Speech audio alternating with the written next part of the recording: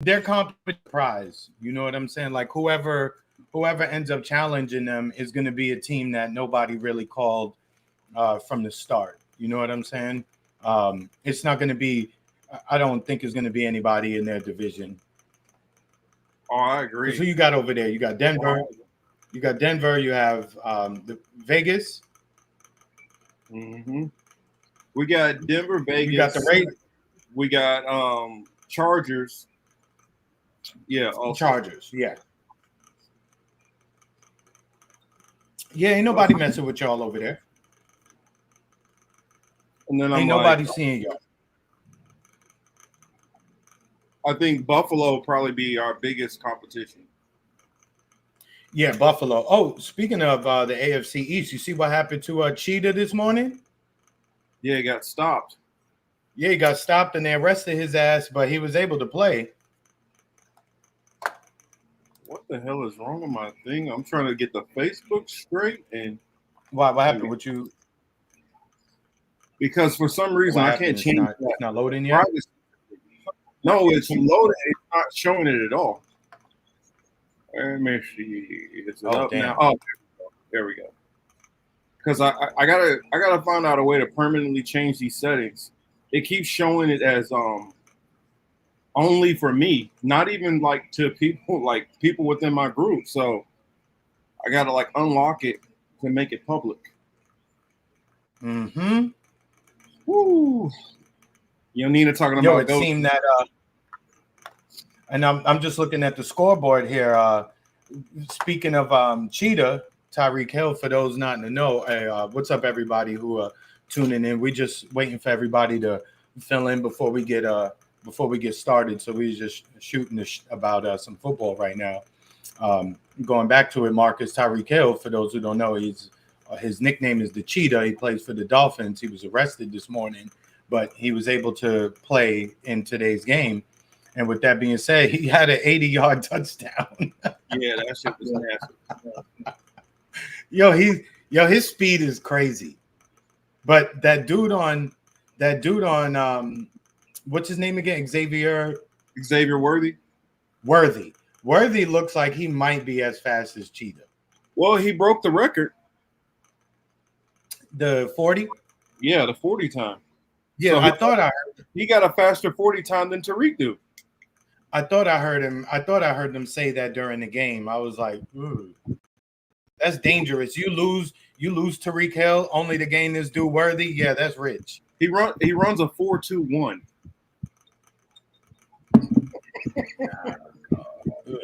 He might get down there the same time as a car. It damn near. Oh man. Shout out to the chat. I see everybody starting to file in. Nina's in the building. Warren was here nice and early. Much appreciation and respect. I see La Senora Chamonique is in the building also. What's Let going me on? to the rock fan side. See what we got. We got a couple of people starting to pile in on the rock fan side. Got somebody down here in the already got a share. Nice. Got to share on the Facebook side too. So That's what's up. Appreciate it, y'all. that's good stuff. Oh yeah, I don't know if you had saw it, but I tagged you in there last minute. I was like, I know I'm forgetting something. I know I'm forgetting something. So I kept going through my notes and I realized Tones had a new album drop. Oh, okay. I definitely got to look at it. I wouldn't want to like discuss that without actually having listened. Well, no, I've already talked to him, and he gave Okay. us the green light to do a live review. Okay. And I know you being a hip hop head, you love to get into that. Oh, you already know I love music. I see Liz in the crowd. Liz, what's up? Yo, this is in the building. Hey, and if y'all can't tell, I almost went with no hat on today because it's roasting out here. Yeah, it's hot as fish grease over here too, man. Yeah, I mean, what is okay? My area right now it says 102 feels like 105.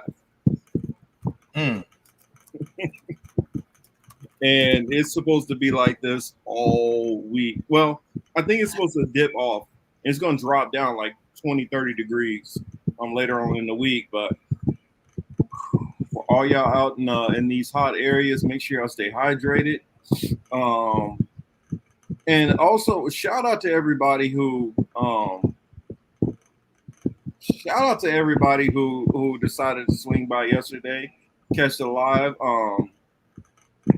It started off, it was supposed to be shorter than it turned out to, but y'all know y'all have a way of keeping me in there and keep asking me questions. Y'all know what y'all be doing. Exactly. You know, they know exactly what they're doing. You know, I saw you on Sabby's program. That was good. You know, it was good to see a bunch of you know, it was good to see a bunch of people with different views, you know, on the screen like that. So, you know, shout out to everybody there who participated. You know, all of these topics bring about different opinions and from everybody. You know, some of it gets emotional and charged and things like that. But at the end of the day, at least you could say everybody wants some form of progress. At least no one is okay with the status quo of things. Mm-hmm. I kind of was actually curious to kind of hear your viewpoint on, because you saw that, and then of course I talked about it yesterday. Just kind of like some of your quick takeaways that you got from it, and like your insight that you would add.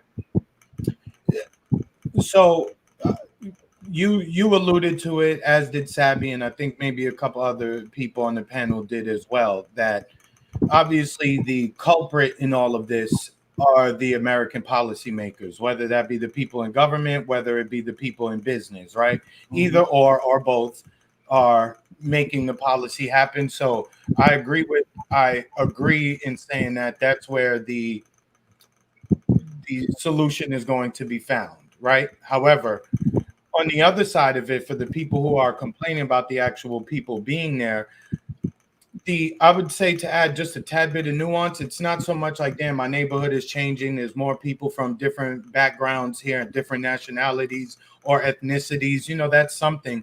I think the main problem is when they come and they're violent, or they're committing crimes, or they're wilding out, like right next to you. You know, it's one thing to say, well, damn, it's in another state. It's another thing to say it's in another city. But for the people who actually have to live there and deal with that on top of whatever else they have to deal with in the city. So I'll use Chicago as an example, right? Chicago got a lot of shit going on, as we've known for years.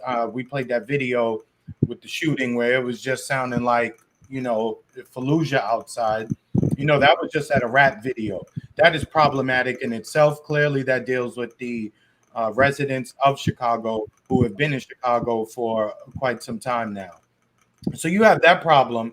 But then on top of it, you're going to say, well, we have these outsiders here, and they're also committing crimes and wilding out and doing crazy shit too. So obviously the easy target is going to be the outsiders who just came in, as opposed to the people who are there causing major problems there. So it's kind of like, damn, which one do you want us to deal with first? Our community, and or, you know, or this, or this being the migrant. So I understand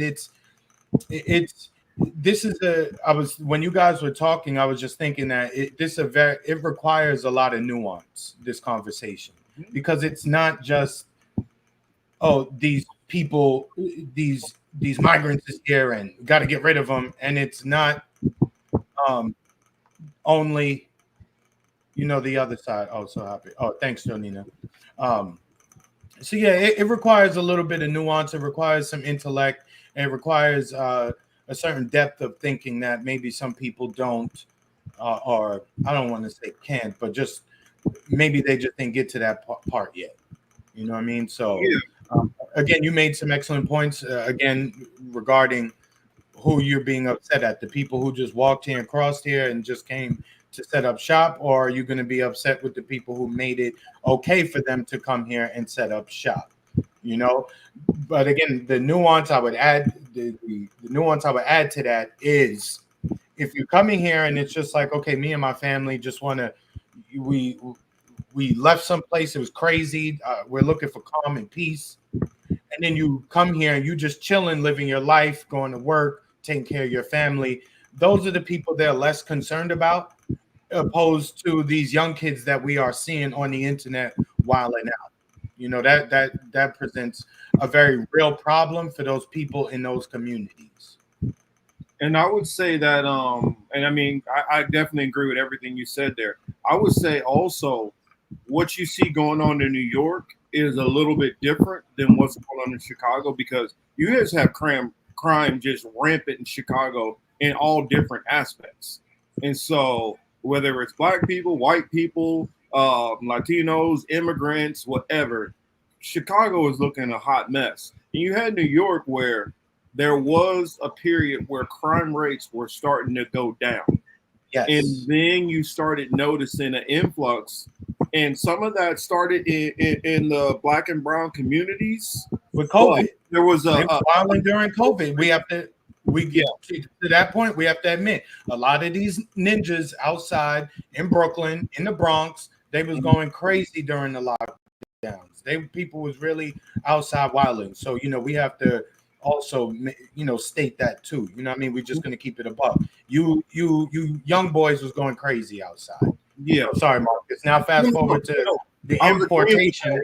And then you have a piling on with what's been going on with the migrant situation, especially since a lot of these governors have been busing their migrants, just heavy concentration of people which they know more than likely have ill intent and bad intentions. And you're taking a bunch of, I hate to sound like a Trump type person, but you're literally going and rounding up. You're not taking the mamas and pops who are looking for, just a better situation or to get away, even if it's not running from, war-torn area or crime. And it could be just like, we have drought. There's not opportunity. So we're just looking for that American dream, which a lot of people seek.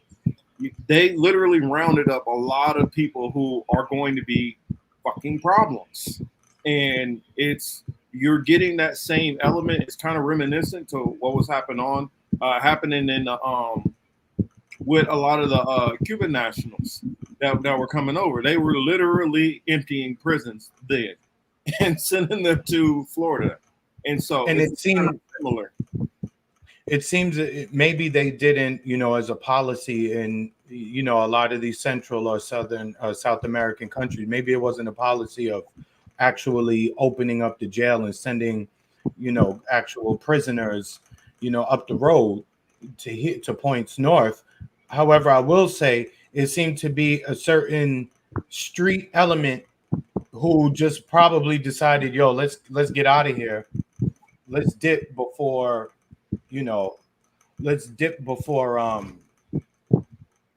before shit gets hot here. Let's go there and, cake up.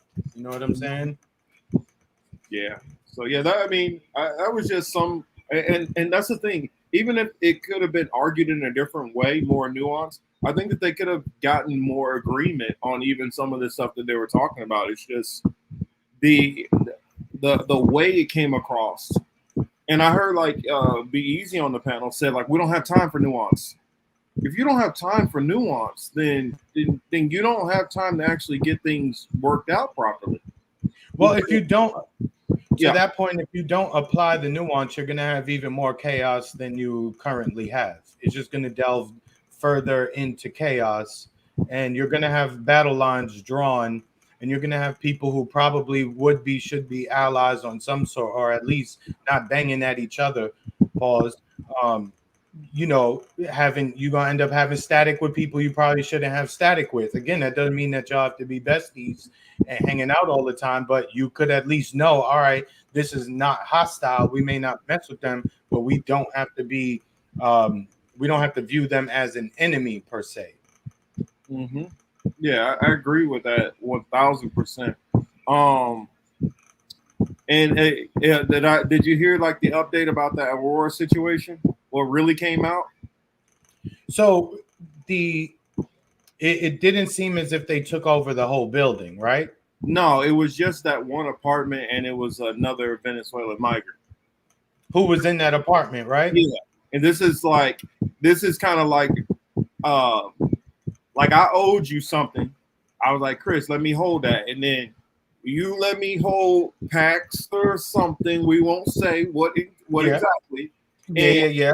I was supposed to have a certain amount of payment that was supposed to go to Chris, and Chris didn't get that payment, and he sent them goons out there and said, "Yo, You need to run that. Okay, you're not gonna give me what's old, then I'm gonna take what's old. You know, like everything else too, another part of the migrant situation, and this, you can apply this to the last, like, 30, 40 years as well. Americans love their drugs too. Where do we think the source of these drugs is coming from? It's coming from these countries, and they need bodies to bring these drugs across because you want to enjoy your Friday night. You want to enjoy your Saturday night.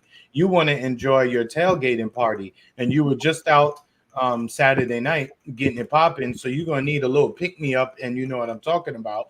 Come Sunday morning for your little tailgate party.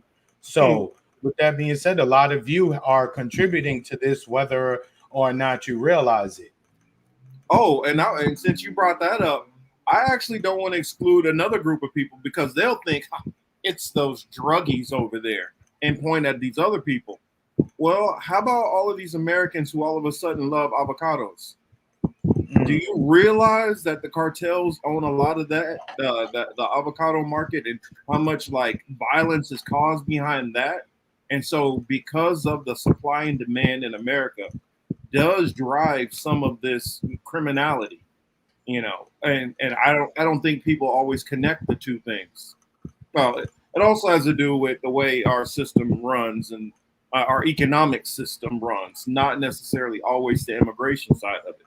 But the economic system, the war on drugs, all of these things are a byproduct and factor into these things. But if you're not going to be nuanced about any of this stuff, then how can you at all try to solve any of it?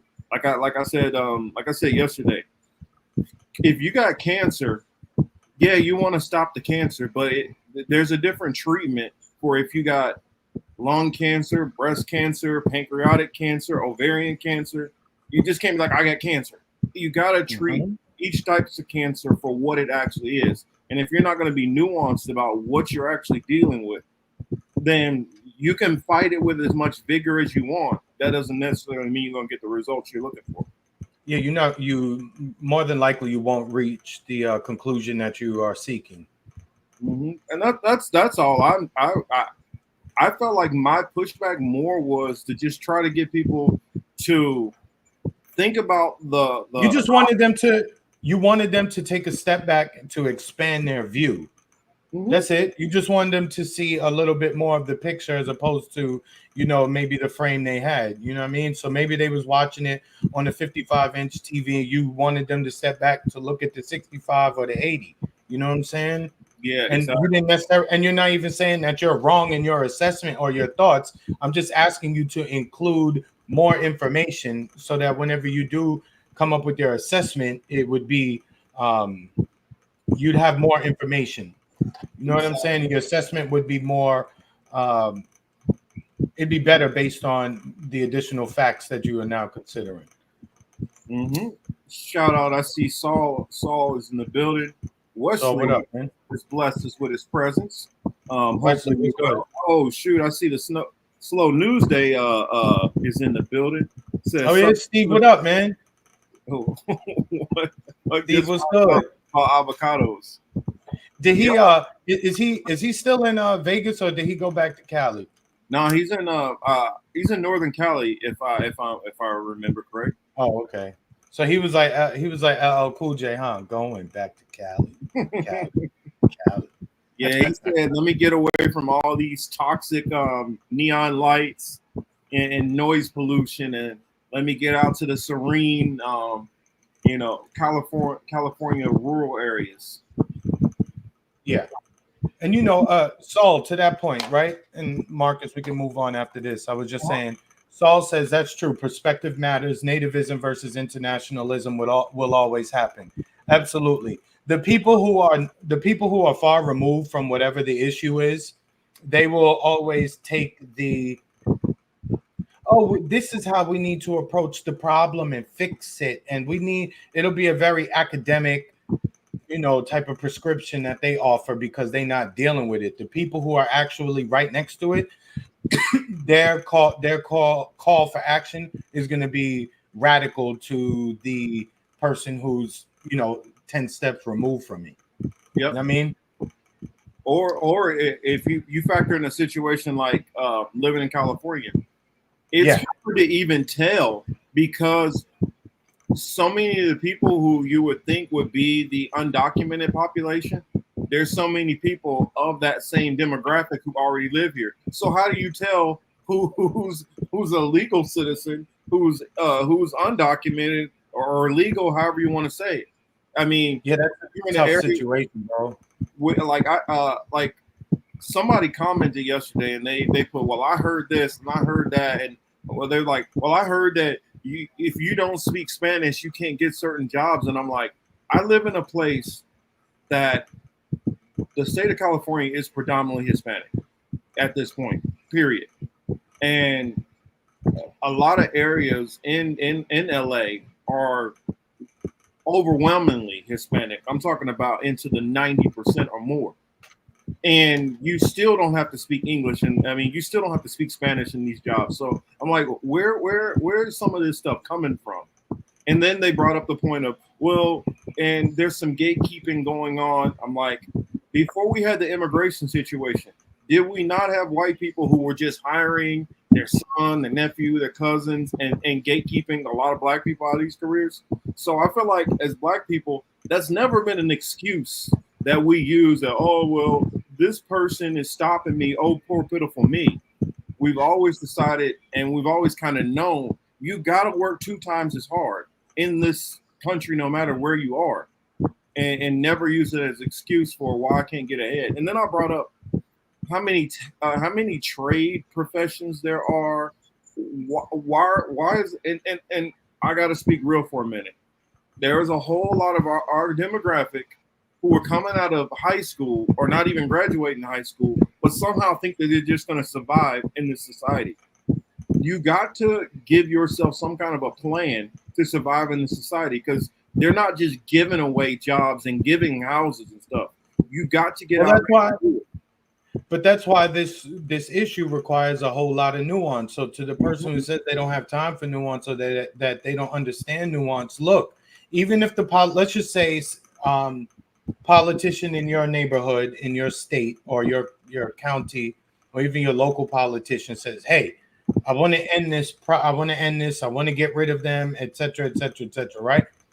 You think that the people who own the real estate, who are housing these people, who are now getting guaranteed money every month, do you think that they're not going to be petitioning your colleagues on your city councils and your state legislature to either delay the process and or stop the process outright? I know. Again, I'll remove myself from my shoes and I'll put myself. Imagine you owned a couple of buildings somewhere, and you have all this remote work now, and if nobody's coming in your building, you was taking a loss, getting your ass whooped on your real estate holding, right? You didn't right, maybe right before you let it go to the bank in foreclosure, you decided maybe you decided to you were gonna let it go, and then this issue happens to fall on your lap. You're now gonna tell the local politician, "Yo, dog, keep bringing them motherfuckers. I got space, I got room. Don't worry about it. We got it." And you don't have, as I said here before, you don't have to even make sure them buildings is up to code like that. You don't have to do a whole bunch of fixing and maintenance, and you're not having to refurbish anything. Maybe you have to refit some things for residential to make it a residence opposed to office space, but they'll do a little bit of that and then they good. So we have the real estate side of it who's going to say no. The people who hire day workers, construction contractors, roofers, all these people all around the country, they're going to continue hiring them people. They paying way less. So of course, once we factor in all of the money to be made in just by having them here, you will understand why we are in the situation that we're in. Even think about it. They said down here in South Florida, in the wealthy neighborhoods, they said they're having a shortage of nannies and home and people to stay at the house, maids and butlers and things like that, cleaning crews and shit like that. Who better to hire? Who better to hire from their perspective if saving a buck is your main thing? Well, I would throw in this. even the saving a buck on top of saving a buck. If you know that they're undocumented, you hold an extra level of power over them. You can be like, I need you to be here at this time.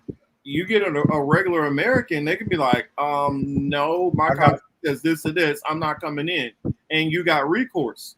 You got somebody who's undocumented, you can say, do I need to report you? And now you got them over a barrel. So, I mean, I think that the nuance definitely needs to be focused in. And also, so there's a lot of regular, like maybe middle class, upper middle class business owners who do benefit from this source of labor. It's not only the super duper rich corporations. It's you and me who own a landscaping business here in South Florida or Central Florida or maybe somewhere in Northern California or something like that. You know what I'm saying? Or Texas. You know, we got our business and we like, yo, how can we increase the money in our pockets or into our accounts or to our investments? Yo, dog, we labor, right? Yo, dog, we got these newbies coming in. We could pay them even less than what I'm not saying that's right. I'm not saying it's ethical. I'm not saying it's moral. I'm not saying any of that. However, when you put people in these circumstances and you force them to make a decision, very few people are going to lean on the side of morality or ethics. They're just going to look at that dollar amount and they're going to go with that. That is just our nature.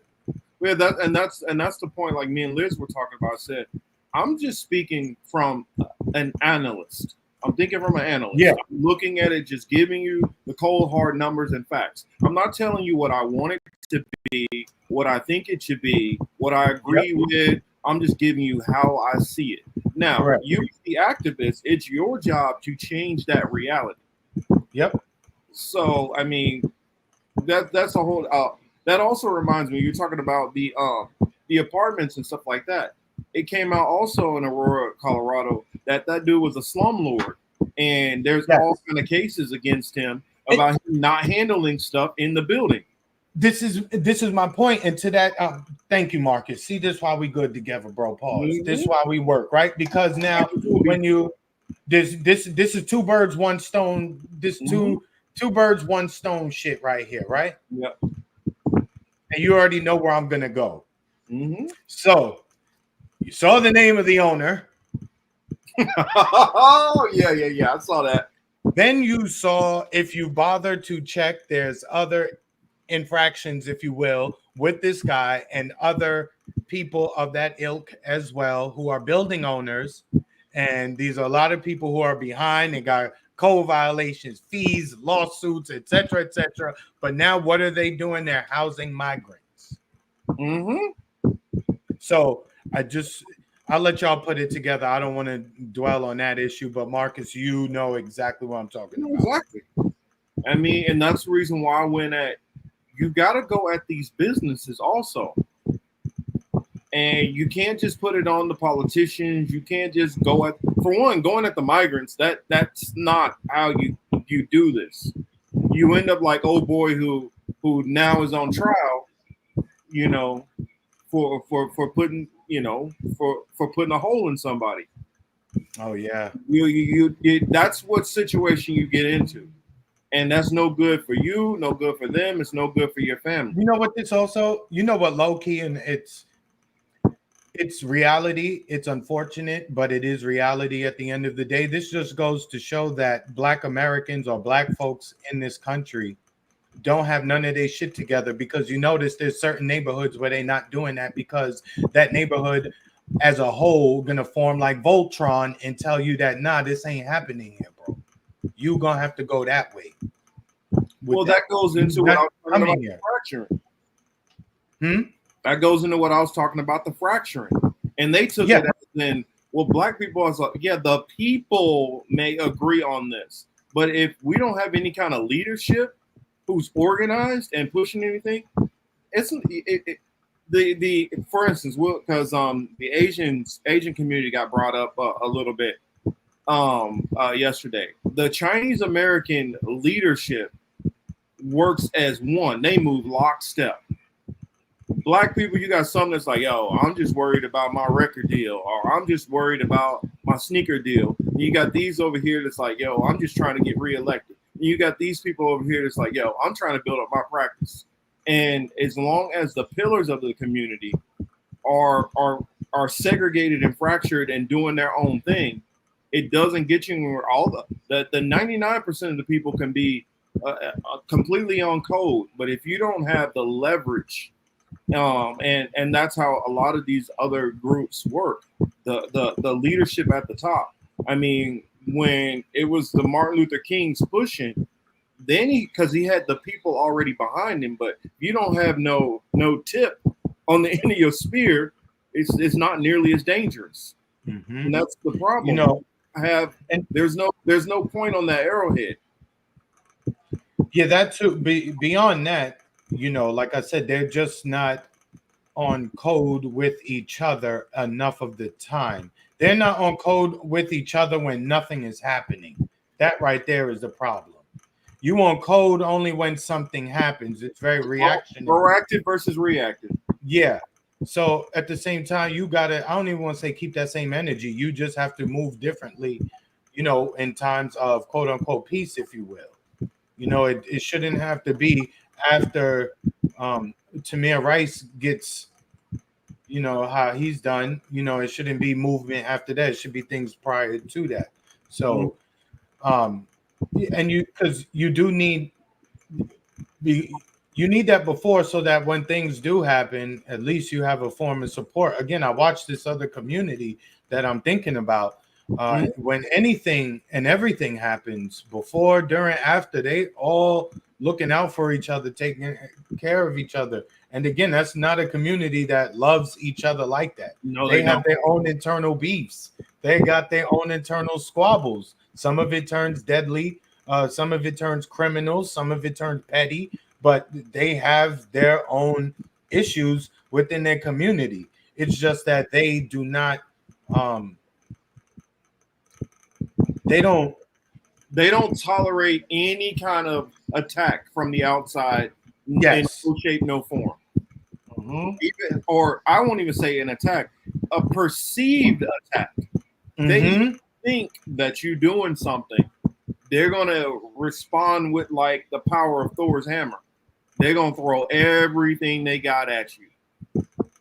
And I mean, they're the type that they're gonna use C4 to kill an ant. And we don't. You know, it goes. To be honest, it just even goes to, you know, I don't know who owns what, you know, on that scale like that in these particular cities, but in these neighborhoods, for the community who is affected the most, how much have your people invested in there to the point that you own the properties, right?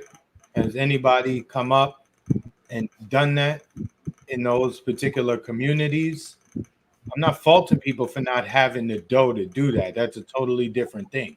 Not having the dough to buy 8 buildings is totally understandable. I can't buy one. You know what I'm saying? So clearly I'm not talking about that. But however, you know, talking about other groups, you know, they get their money together, they pool it somehow, some way, they make it work, and then they're able to move accordingly. If the system is against you, your strength is in your numbers. Whenever you choose to divide yourself amongst, you know, certain lines, whatever they will be, you're going to be the community that is going to take a bunch of migrants coming into your hood. I mean, like, that's why I kept talking about organizations and groups need to be formed and stuff like that. Because I look at it, I mean, and apologies for taking a shot in New York for a minute, but it's a whole lot of NY black folks who have came up on money who are not going in and saying, you know what, why don't we create some kind of super PAC and invest at least in this area right here? We can not lock down this. We can do and the only and you know, I don't care, I'll take shots at them too. And speak of New York, right after this we got going something else New York related, or this will go into it.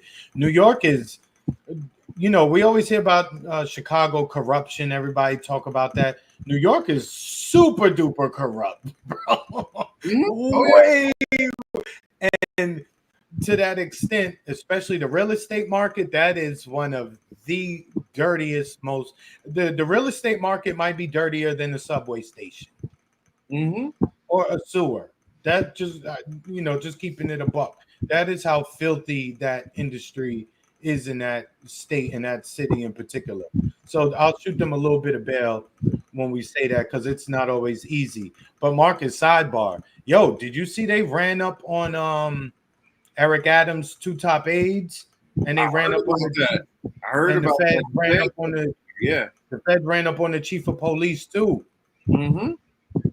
So this is an ongoing. This has been an ongoing thing with New York. This is not something that just happened. Adams' other aides have long been having issues with the feds, and obviously, it must be bad if it's a Democratic administration going after, their top city cop, because I can't imagine the Bush administration during that time sending any Fed to New York to look at anything Giuliani and or Bloomberg was doing. Yeah. Oh, stop and frisk. Oh, you want to?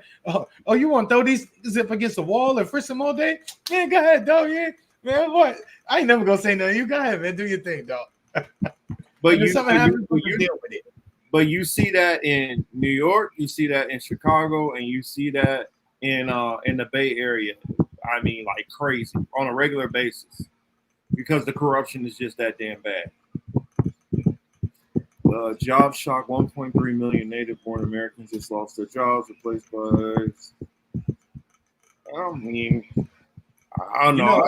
I gotta always look into those stats. I mean, I never trust. Well, what's funny is I wonder if that is happening even more in the tech industry, because they don't even have to come here to do that, because I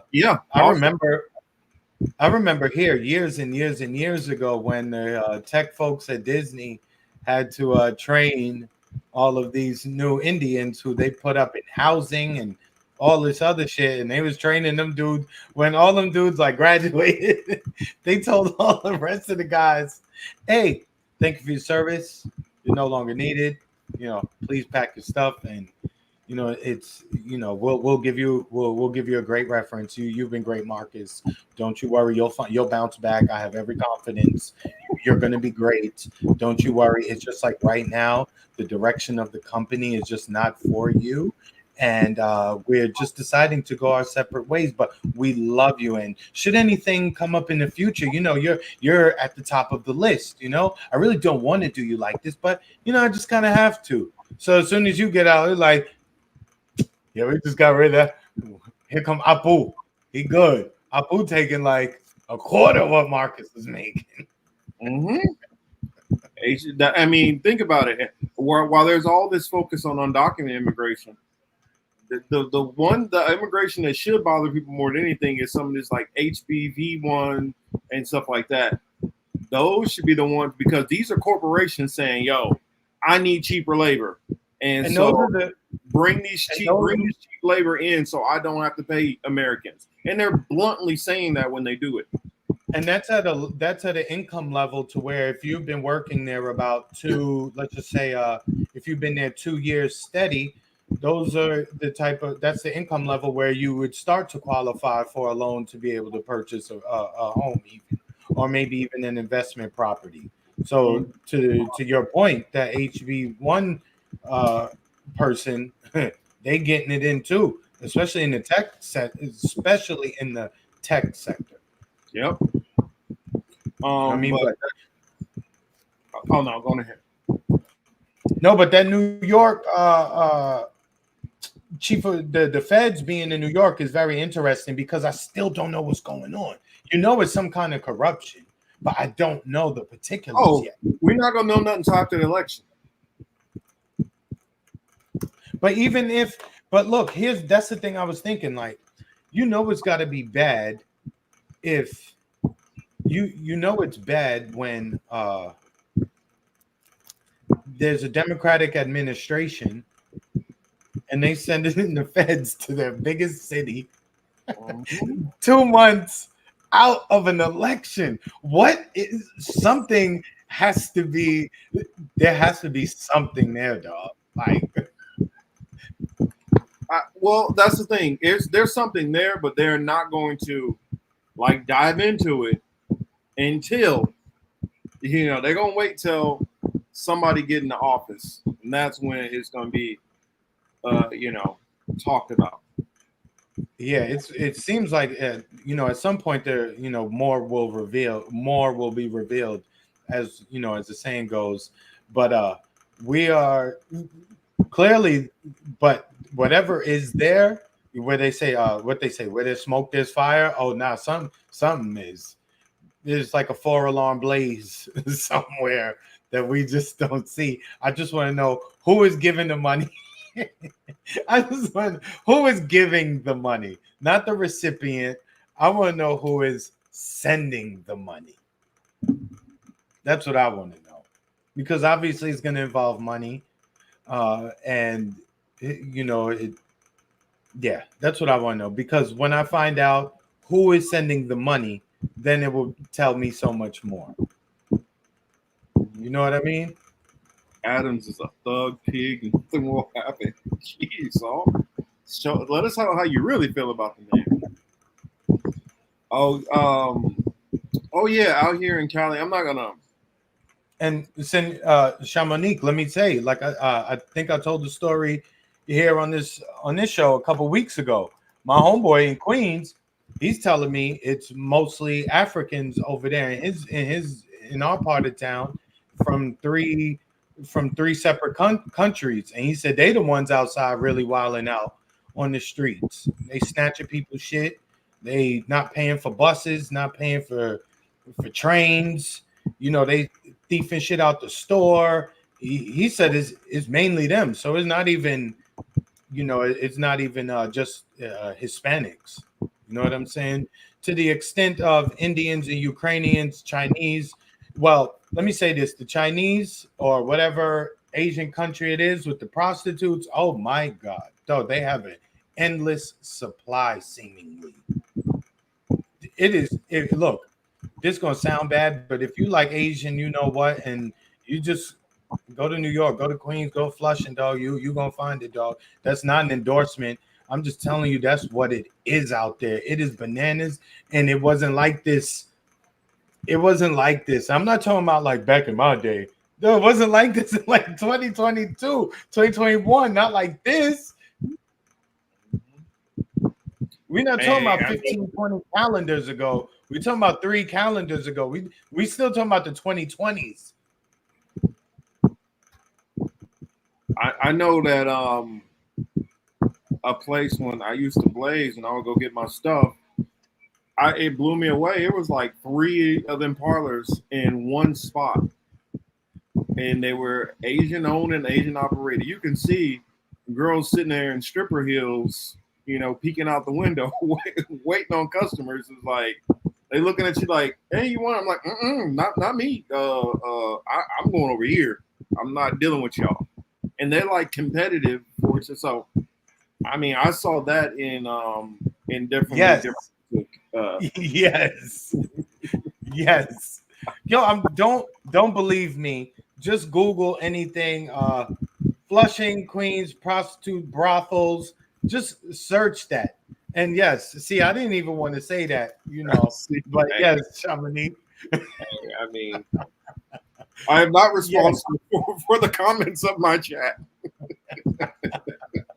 But yeah, that's a fact. But I cannot confirm or deny if I approve that message. Okay. Marcus, do you have something in your mic, or you have a fan? No. Oh, could it be my fan, or did I hit something?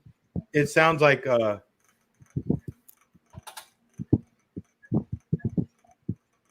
I'll mute up. Let me see if I hear it.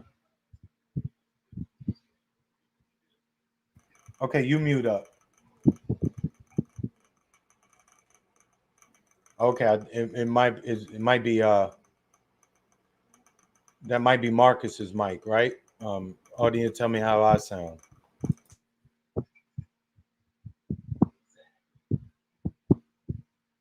I don't know. It could be my TV in the background. I don't know. Is it going again?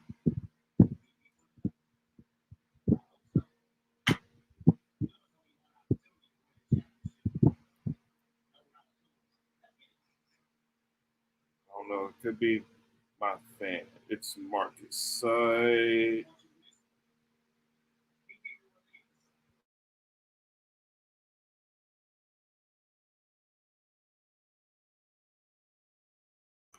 Yeah, whatever you just did is stop. Oh, you just muted. That's why. But yeah, going back to it while you work on that. But yeah, anybody could just look up. Just Google the brothel situation in New York. You know what I mean? In all the boroughs, not just one. You know. Yeah, I know, Thomas. But yeah, just let your fingers do a search for you, and you'll see it. It's incredible. If someone were to make a video with the drone, it would it would look like how they do with the club lines when they want to show you how packed the club was and how popping it is. They do that sped up time lapse video. I'll be right back. Yeah. It looks like one of those, and it's just a long line of what. So yeah, New York is in a crazy place right now. Let me see. We're waiting for Marcus to get back. Please. Let me see. I'm going to I want to pull up an article real quick on what's going on. I think this article is from NBC New York. Hold on, I'm gonna play this video real quick. Let me get it up. Who had their phones seized this week in connection with federal corruption investigations. Our own Jonathan Mayor Eric Adams tonight standing by several members of his inner circle and the NYPD commissioner who had their phones seized this week in connection with federal corruption investigations. Our own Jonathan Dean spoke with the mayor tonight, who is not voicing concern about the cloud hovering over City Hall. A lot of New Yorkers are wondering why you do not seem to think that this is a big problem. Well, I have to stay focused. The mayor staying on message, projecting confidence, despite some pressure for his police commissioner to step aside. Adams says he does not know what the growing federal investigations are about. We want to know exactly what the agency is looking for, and they will make a determination if it's a problem or not. Several sources say the twin brother of NYPD Commissioner Eddie Caban is facing some scrutiny. Several sources say investigators are asking if any NYPD officers in some Midtown Manhattan and Queens precincts Commissioner Eddie Caban is. Okay, I know I paused it so it graded out. I know y'all can't see it. I'm gonna rewind the video a little bit. I shouldn't profile people, but I'm gonna profile people. Look at his brother, dog. Look at the amount of dye he got in his damn mustache, dog. Oh, this dude is up to no good. Oh Lord, he can't control himself. Yeah, just look. Yeah. Now, whatever he did it.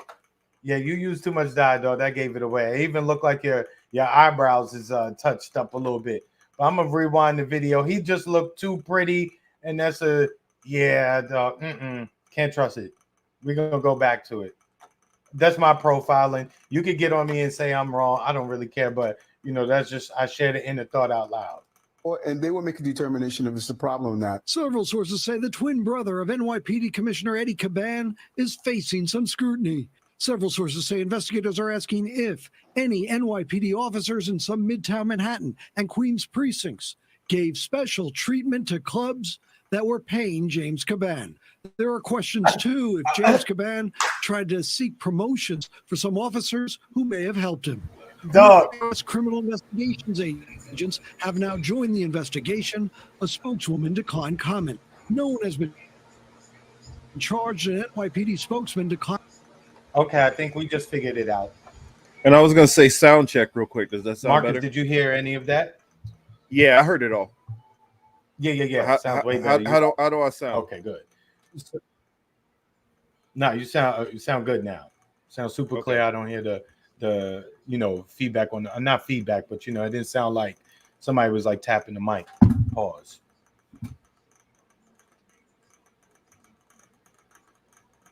But I think we just figured it out, right? Look, like I say, you read the headlines, and I guess I answered my own question, right?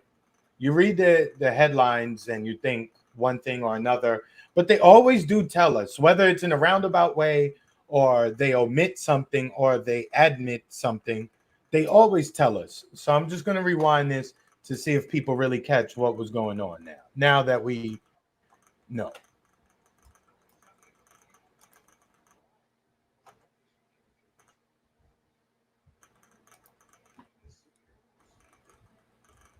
In some midtown Manhattan, and Make a determination if it's a problem or not. several sources say the twin brother of NYPD Commissioner Eddie Caban is facing some scrutiny.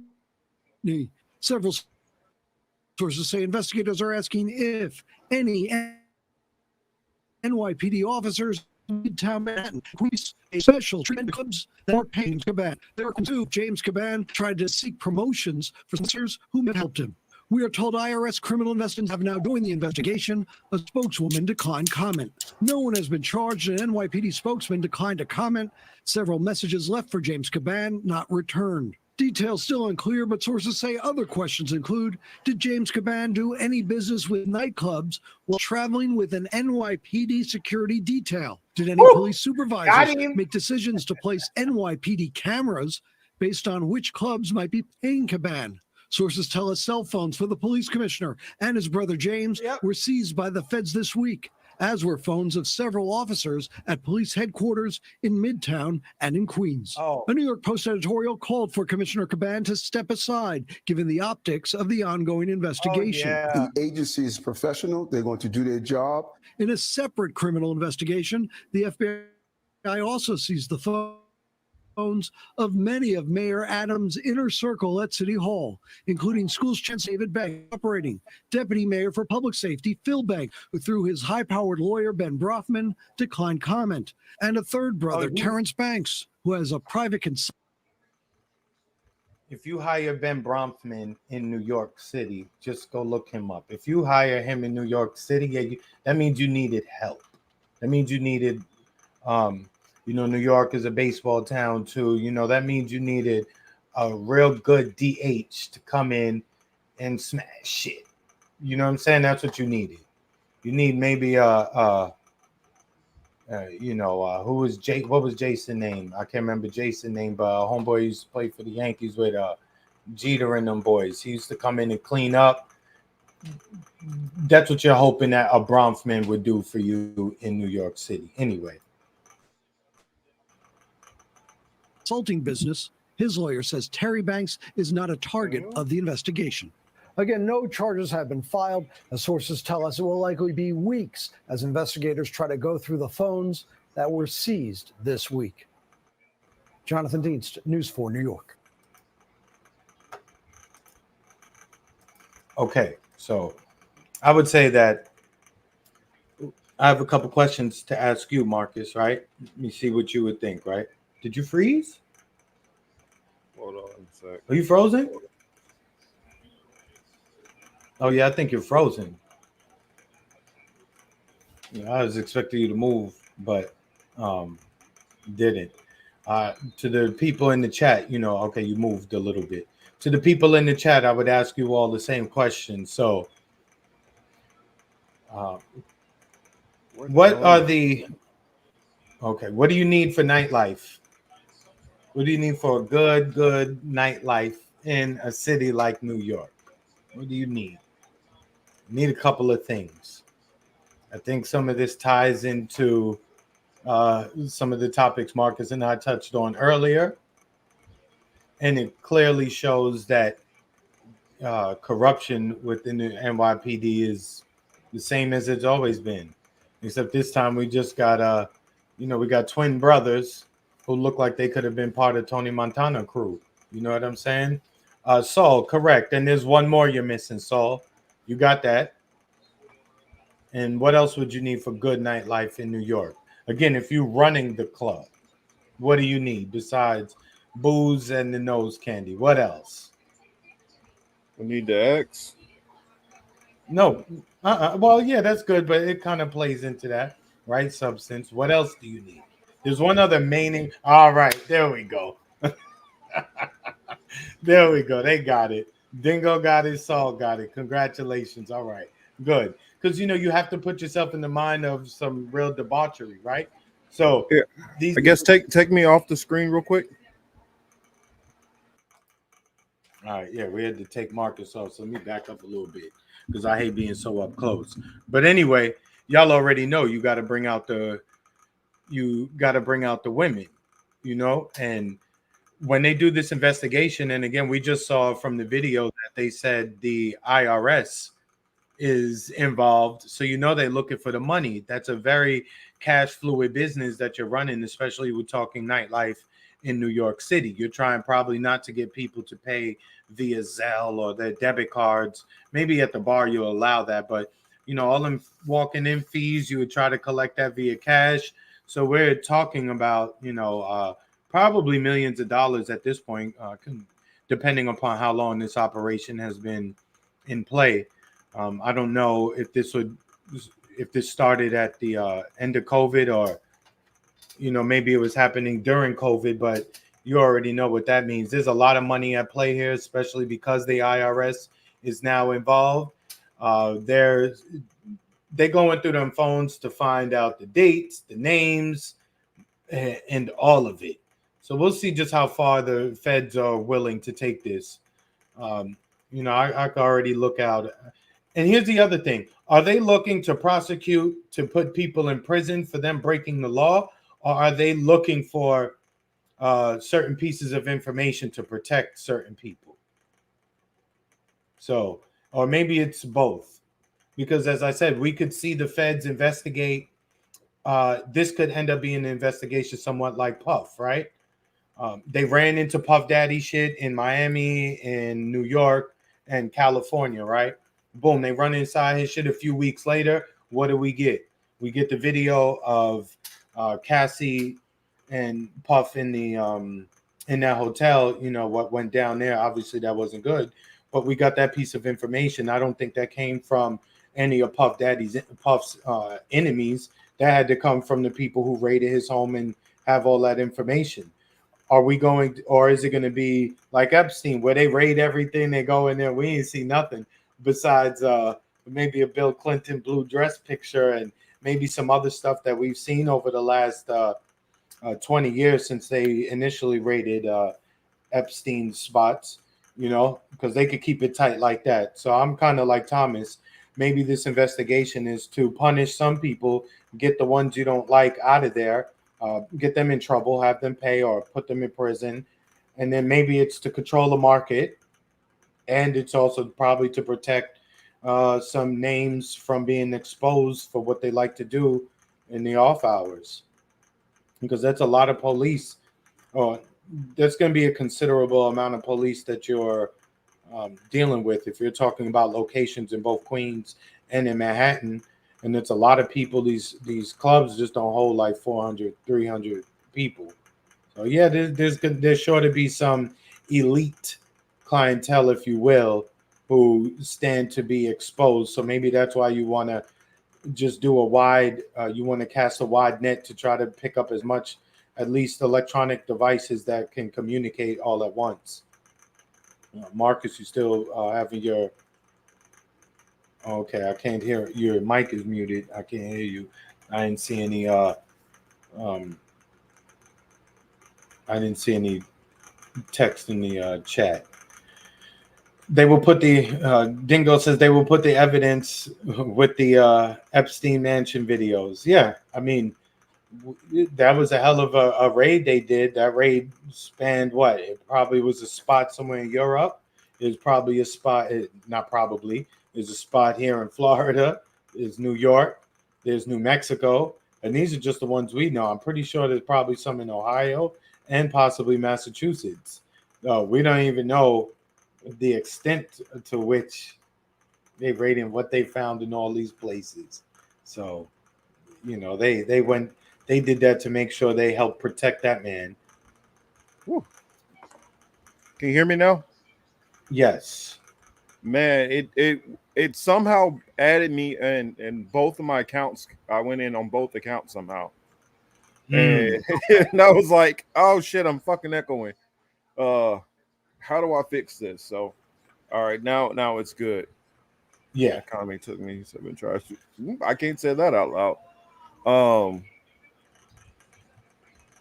But yeah. Oh, what I was gonna throw in there also, while you got one side, and what they got going on corrupt. Um, why don't we go into a little bit of Gavin Newsom? Oh shit! What's Gavin into, dog? I know, because again, these are the two major, states for the Mm-hmm. political party, right? This is this is where this is where a major source of their power comes from, both on the west, one on the west coast, one on the east coast. As we call it, this is politricking. Oh yeah.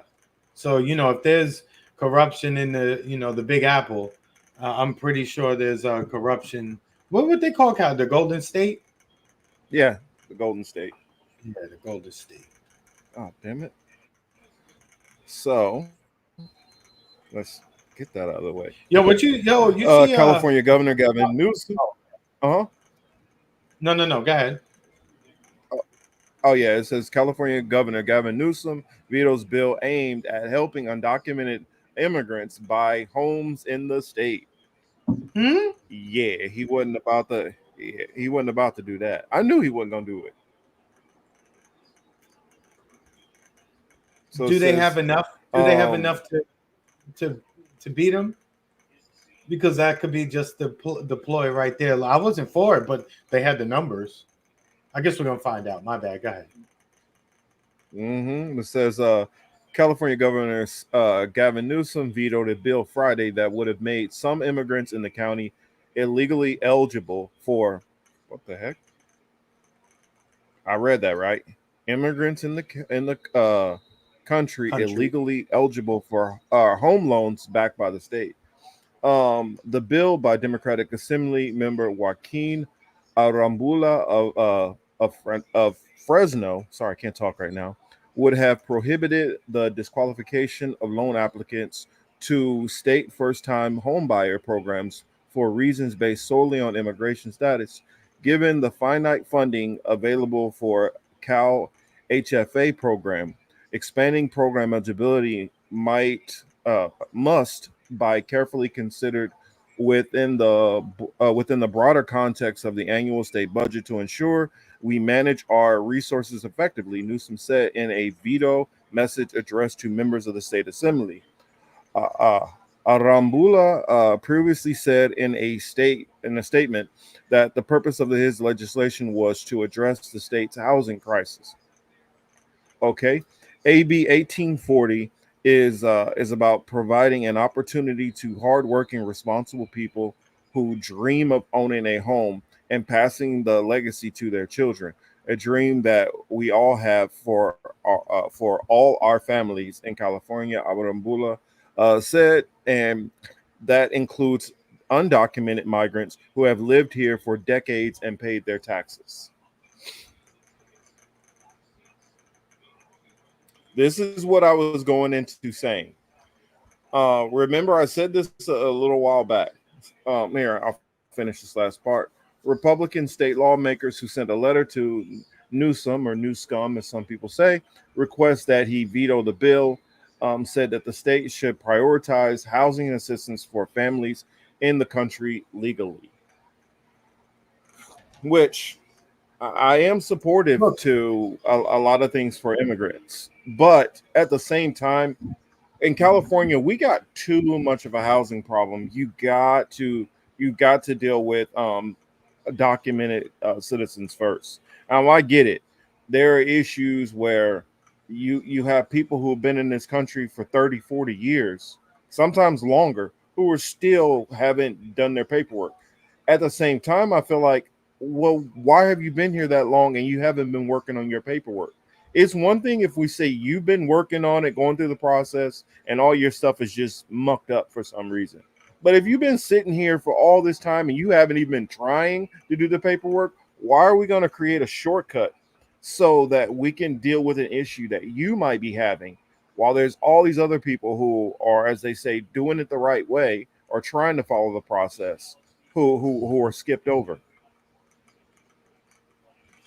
No, I feel you. I mean, I guess at some point you have to, if you're just looking at it from a, analysis standpoint, just to make an analysis, I would say this was a good move by Newsom. The fact that he at least vetoed that, it leads me to my next question. Okay, um, what other legislation will the state legislature of California use to get this by, right? So maybe they'll piecemeal it, put pieces here, pieces there. So that would be something that you have to pay more attention to. And the thing is, California was going to be the ones giving out the loans. But again, I had my questions about that too, as to who was guaranteeing those loans anyway. Like if Well, people didn't pay, the who was going to problem pay with it is for the I had biggest questions about problem that. is this is a program that you set up this way. This isn't just like some random person going to the bank and trying to get a loan. If you set up a program for the citizens should take priority in the bill. If the bank decides that they want to give an undocumented person a loan, that's the bank's business. Mm-hmm. So I don't even have But no here, problem with that. But there shouldn't be any kind of program and especially how bad housing. I mean, it's so freaking expensive out here. and that's what I'm saying. It's just a clear disrespect by the Democratic Party to most of their constituents in most of these cities. They continue to just piss on them from up top. And I'm not saying that the same doesn't exist with the Republican Party and their constituents too. They piss on them as well. But we're talking about Newsom, we were talking about Adams. It's a Democratic administration currently. Just watching them just piss all over every group, with the exception of women and gay, some gay group. You know what I'm saying? Other than that, everybody else. Actually, Thomas makes a real good point here. Let me read Thomas's comment. Because y'all got to see this, because y'all understand the 4D chess that's going on here. I can't afford a new home. So how can a refugee afford one? The bill sounds like a universal program for middle class. They're using the migrant crisis to pass a housing bill meant for mostly whites. Shaking my head, because this is $150,000 that you're given. The house has to be up to a certain amount, because this is not going into all the stipulations of getting said bill. It's not like, oh well, I mean, think about it. There is no houses out in California that are 150,000. No, that's for the 150,000 was for up to 150K for down payment assistance and maybe some closing costs. That's my point. So how expensive is this house itself? We're talking about easily probably a $750,000 house or more. So if you qualify to get into a house that much, you get what I'm saying? There's some things that's not making sense here. But I would assume those houses would be less to those people. But okay, so like for instance, if they're getting up to 150 in down payment and closing costs, is this the bottom of the bottom price point, if you will? Would that be like 500, 450? I imagine it's got to be higher than that. But it's got to be like higher than that. It got to be at least, I would say, a minimum of a 5. Minimum 5. And I think that's pushing it.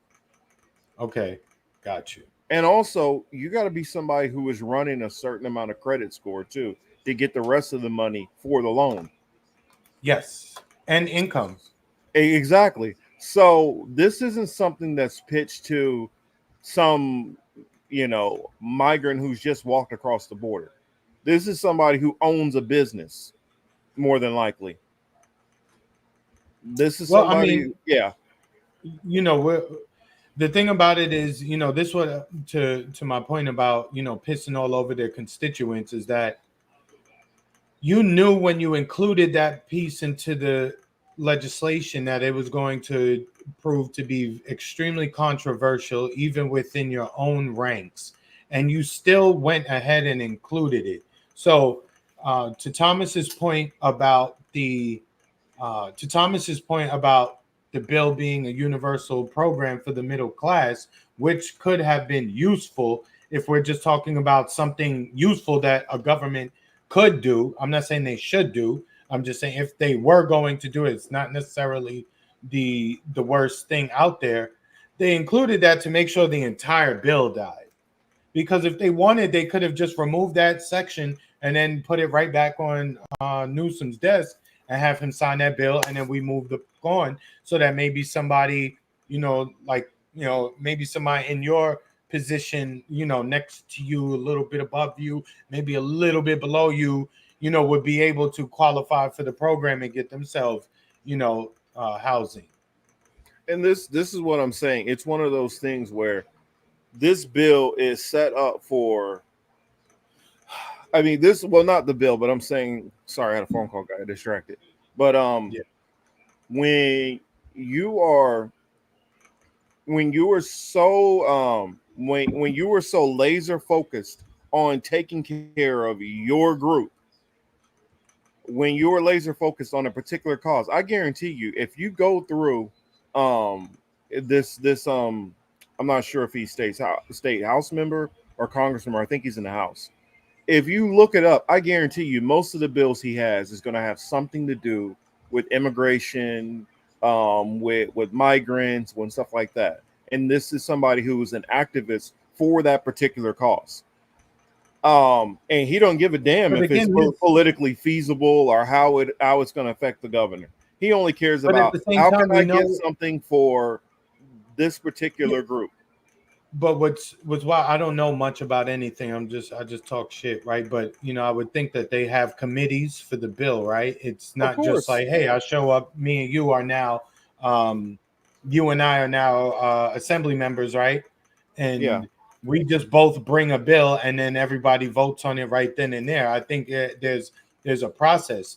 So to your point, that to know that this particular politician is always going to be in favor of this particular group, and that any potential legislation that he would bring forth would be in favor of said group. Um, Clearly, the other people in the room are supportive of that too, because they helped. It got out of committee. It was included in the final legislation that went on to that ended up on Newsom's desk. You know what I'm saying? So there's a lot of other people within that circle that feel the same way, and it's very weird politically because you pissed off a loyal voting block, a voting block of people who never ever think to vote any other way, but you made them aware of certain things now, and you've turned up the volume on any criticism that you will receive. Now it's to the point where there's a lot of men obviously in California who are obviously up in arms over this, and they now looking at, if they didn't before, now they looking at the Democratic Party side-eyed. And for politically, that's a good reason to view the person who you're supposed to be my homie, and I'm looking at you sideways. You know what I mean? I'm not saying there's a lot of other things to say with that, but just on a base level, I understand why you would look at them sideways. And I look at it like this: the when you just look at the numbers, as far as, let's see, I just want to look at something real quick. Just want to look up one little thing because now I'm looking at his bio, and I'm just trying to figure out something because this is what I was saying about. We got to focus on putting pressure on the leaders, so-called leaders in our community, And if we have black politicians who are not putting forth bills which are helping the black community, we need to be upset with them. I mean, if I have parents who are undocumented and these bills are going to help me directly, I'm gonna and there's a lot of people in California who are citizens now who parents are undocumented. A lot, especially out here in LA. And this is where bills like this come from because I messed that up, Chris. My bad. I don't know. I don't want to go into it too deep, but my point Yeah, is but that was you get representatives in to fight for the causes you want. This is something that Mhm. is this is something that is a cause that people in this particular community who come from immigrant parents is going to care about a bill like that. And if you have a large percentage of the people in elected office who are thinking that way, then that's the bills that are going to be reflected. If you got Yeah. a lot of black politicians who have not had to have a lot of attention put on them and pushback put on them, then they're going to go up there. They're going to do whatever the hell they want that works for them. They're not going to push for these bills like reparations and all that. I mean, they only pushed for it because people started really looking at them, but they didn't want to actually really push for the bill. Some of them don't even support reparations who are part of the bill who are putting reparations forward. Yeah, I know. I saw that too. But it was just as a matter of politics that the optics look good for Gavin Newsom to veto this. It would have looked even better for him to have turned around and said, "Hey, bring me this bill. Just remove the part about the citizens, about the not requiring citizenship to qualify. Bring it back. I'll sign it." That would have been actually a political win for their party that they could have used, for the upcoming election. Again, this is not an endorsement of said policy or saying that they shouldn't do it. Again, I'm watching the game, if you will. And I'm just saying, I don't know why you wouldn't have just said, "Hey, you know what? Let's let's just remove this piece, bring it back here, I'll sign this shit, and then we good. Let's move." So the fact that he didn't do that just really also tells you that they didn't really want to pass his policy anyway. So, hey, everybody in California who probably could have benefited from something that the government could have done, too bad. Sorry, you got to try again. You know what I mean? But maybe leave the country, cross the border, lose your passport, and just go from there. You know what I'm saying? Change your name Thomas up here. says Thomas brings up an interesting point. He says, as long as race-based programs are forbidden by the 14th Amendment, programs said to be Oh for yeah, a group would have to be universal program unless you can go the lineage route or use past agreements. Which that's the reason why a lot of these groups will.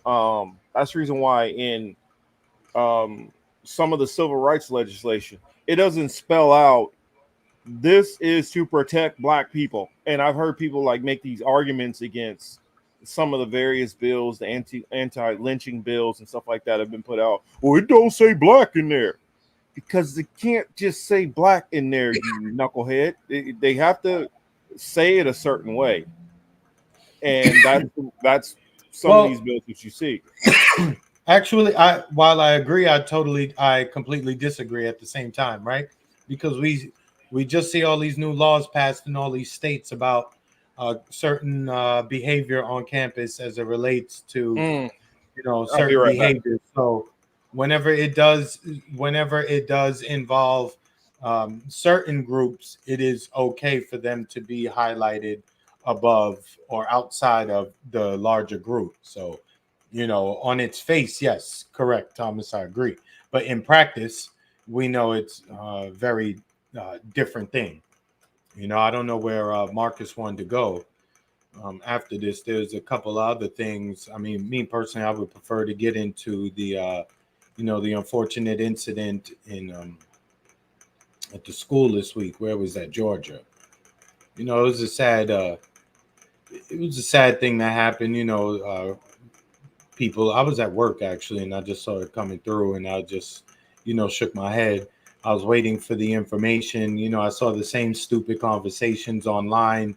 It's ridiculous. There's a lot of things ridiculous on all levels, right? We tend to criticize the ruling class, for the things they do, what they advocate for, how they wield their power, and the managerial class, we get on them too. But down here amongst us, amongst the workers and the slaves, we're idiotic too.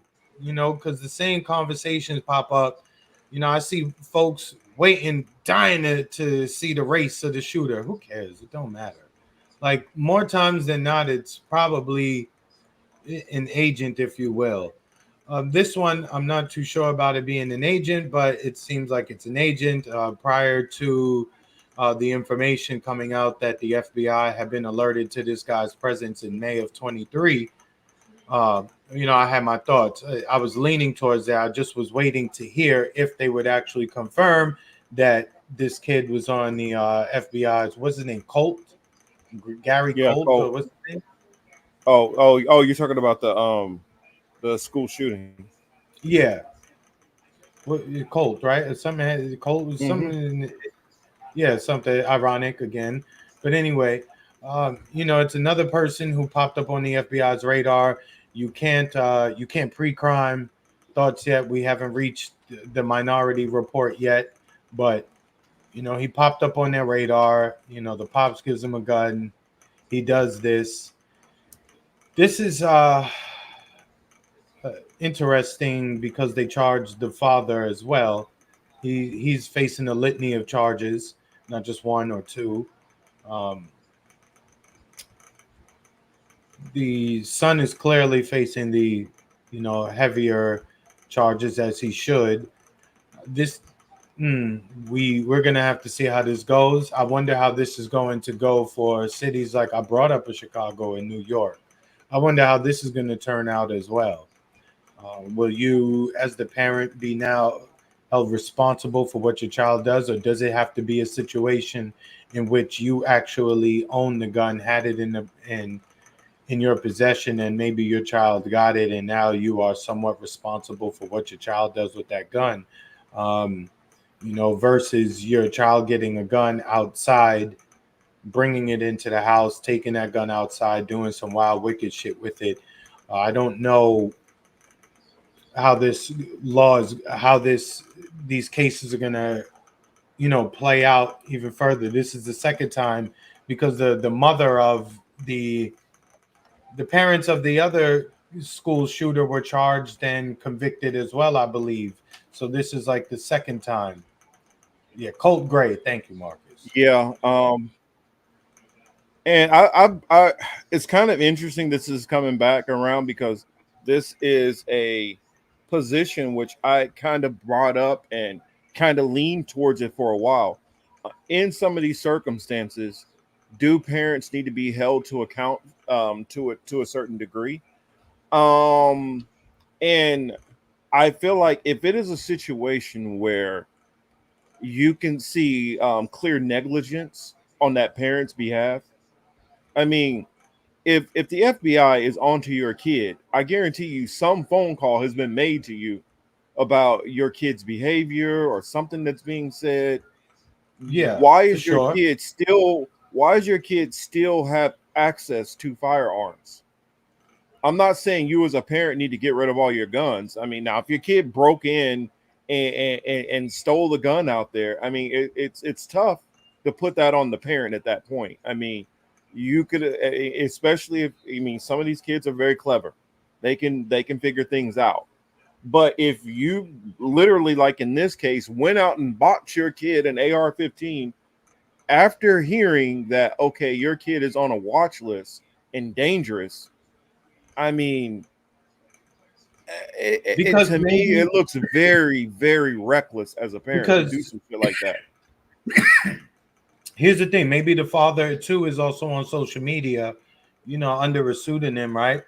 Saying wild, wicked shit online. Not that he would actually do it, but maybe he goes online and talks reckless, and maybe likes certain messages from people saying that they would do reckless shit. But he knows in his life, he's not about to go and do something because clearly the father hasn't done anything. Maybe he charged up his son and sent his son to do something.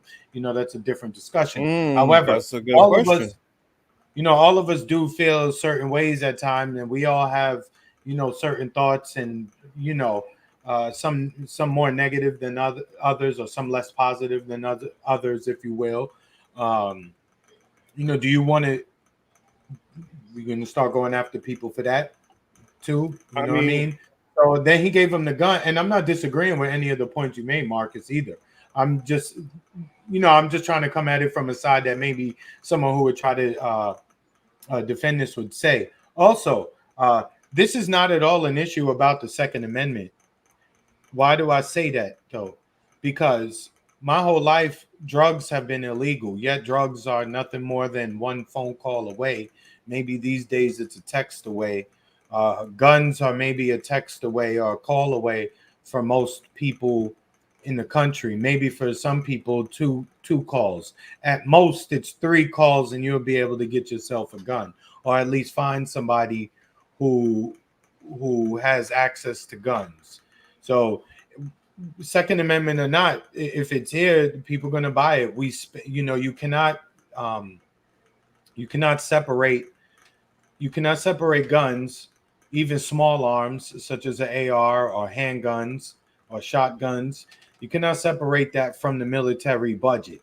Okay, it's almost $1 trillion. It's 800 something billion dollars. There is a portion of that is going to the manufacturers to make new model weapons of all sorts. It's not just missiles. It's not just drones. It's not just tanks and jets and nukes. Okay, they giving manufacturers money so that they can provide soldiers and security companies with the latest arms. What you gonna do with the 2023 model? What you gonna do with the 2021 model? The 2019 models you still holding? What about the 2017 models you have? You're trying to move all this work. It's just a product. You know what I'm saying? You can't separate the two and think that you're just gonna you're not just gonna pass you're not just going to take people's guns away legally and then think that people not going to obtain guns.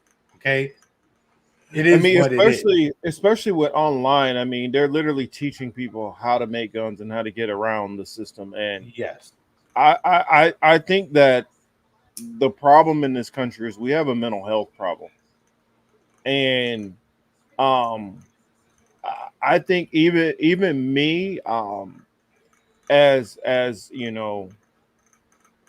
somebody who's former. Marcus is out of there. Damn, he's having computer issues. But like I said, the two things are tied together. They're not separate issues. You know what I'm saying? What we spend on weapons to quote defend, and we know it's defense of nothing.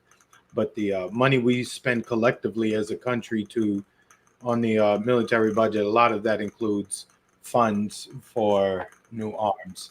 And this is what they do. And, it's a market like anything else. We tend to go crazy, but if everybody who owned a gun was really on some wild shit, this country would be vastly different. The fact of the matter is that we have to face most people with guns aren't going crazy outside. They really aren't. And the people with the licenses who have their guns, those are the ones, most of them, who are doing what they're supposed to do. Obviously, we have a situation here where these people in the school where people died and the school was shot up from a gun owner. So yes, somebody who did have their paperwork right to go purchase a gun.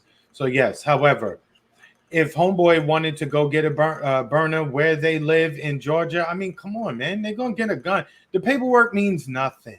So stop getting yourselves worked up over paperwork. Because if they want it, they're gonna get it. They're gonna get it. They're gonna do what they do. Also, there's different laws as far as private sellers. And Dingo said the FBI might buy a gun for you. No, the FBI has purchased guns for you. They will purchase guns for you. There's no might. They'll give you the plan, the bread, the route. They'll tell you the time of day to go. They'll tell you to go, and when they decide to stop you, then they've stopped an attack. So we have to wonder that the times where they don't bother to stop it, is that their operation? It's hard for me to totally divorce my head just from somebody really spazzing out and doing some wild, wicked shit like that, and also somebody being totally controlled and run by these people.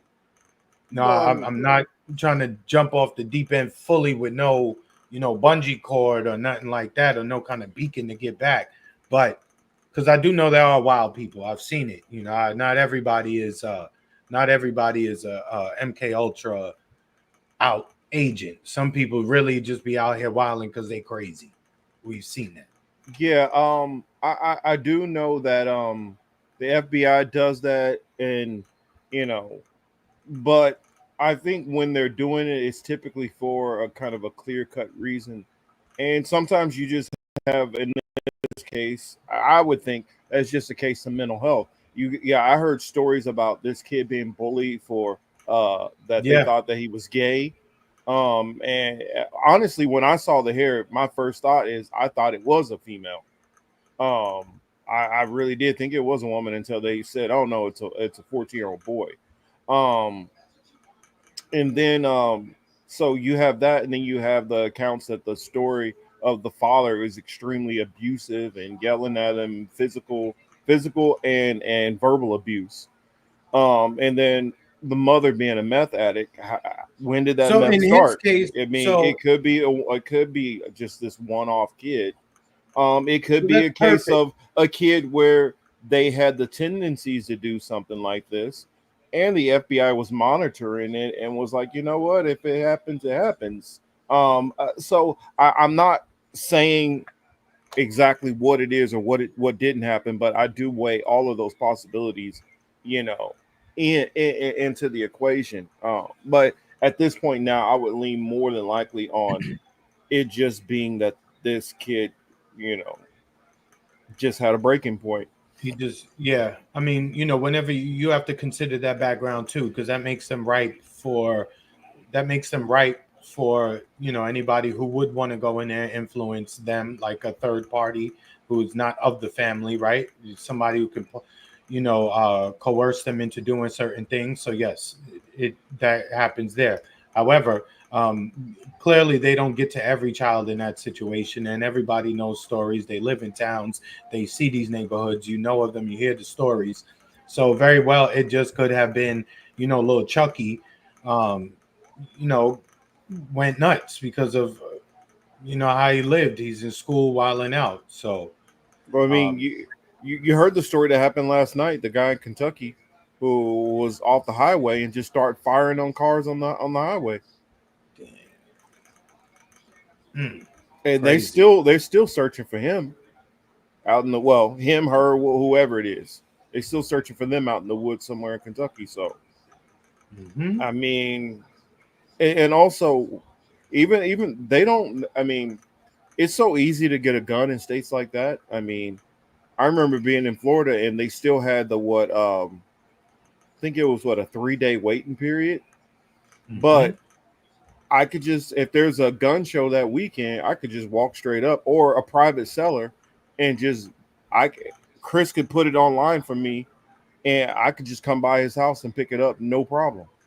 Again, Marcus, if you're selling your gun for 1,500, and I'm eager to buy a weapon, and you selling it for 1,500, I'm like, yo, 2,500. Let me just take it right now. There's not a lot of people who gonna say, nah, dog, we gotta do your, you know what I mean? People be like, well, let me just make Only sure it's like the all. really upstanding businesses. Like I remember like Shooters, which I used to buy my guns from when I was in Florida. A lot of times, because sometimes you buy some of those private sellers, you don't know if they made modifications and different things like that. Yeah. And since I was using some of my weapons within the line of duty, in a sense, I didn't want something that had a hair trigger on it that now I've discharged around in the middle of a grocery store. I mean, Yeah. so um, So I know a place like that, they're like, nah. And plus, they make enough money. They're like, nah, we ain't gonna take a chance on that. But you get some of these pawn shops and stuff, a little different story going on there. Yeah. Yo, cash is still king, though. You don't have to declare certain things. Nobody knows it's a transaction that never occurred. So Oh yeah, there's a lot of that occurs. Again, it's just like the drug game, just like anything else. You know what I'm saying? There's an illegal market for everything. And if you like think that Thomas is talking about there, the 3D printed guns, on the black market. I mean, there's ways to get stuff, and I'll just leave it at that. There's ways to yeah, get stuff. of Um, course, like anything else. Look, back in the day before we even had technology, they banned alcohol. They was going wild over alcohol. You know what I mean? Half the gangsters that we know of are only were only on and popping because they banned alcohol. If there's never a ban on alcohol, we might not know of the mafia the way that in the manner in which we do. yeah, well, I would not only the mafia, you go through whether that is Capone to Lucky Luciano to you The know FBI itself. Dutch Schultz, the FBI. Hell, NASCAR might not have existed. Hmm. Actually, NASCAR wouldn't have existed because where NASCAR got its start was from bootleggers outrunning the cops, and they would tune up their cars to be extra fast to run from the cops. See? So, yeah, a lot came from I mean, that's the reason why um, there's an additive that's put into fuel now because fuel used to they used to literally just make a lot of the fuel you could drink it. And so they put like additives in it so that if you drank the fuel, it would poison you and kill you. Hmm.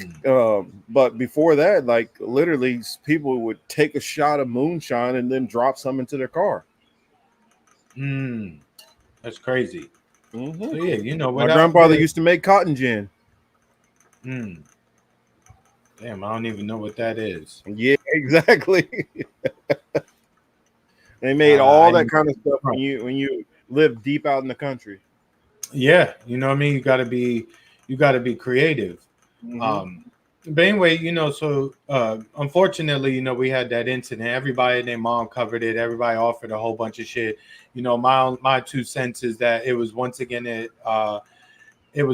a person who was identified by the FBI or at least reported. The authorities, both local and on the federal level, both knew about this kid.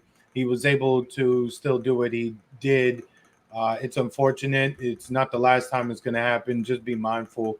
Uh, kids, if I don't know how many people here have kids. Tell your kids to be mindful of those type of kids in a school, And right? parents, be mindful of your kids. That was the main reason why I wanted to bring it up.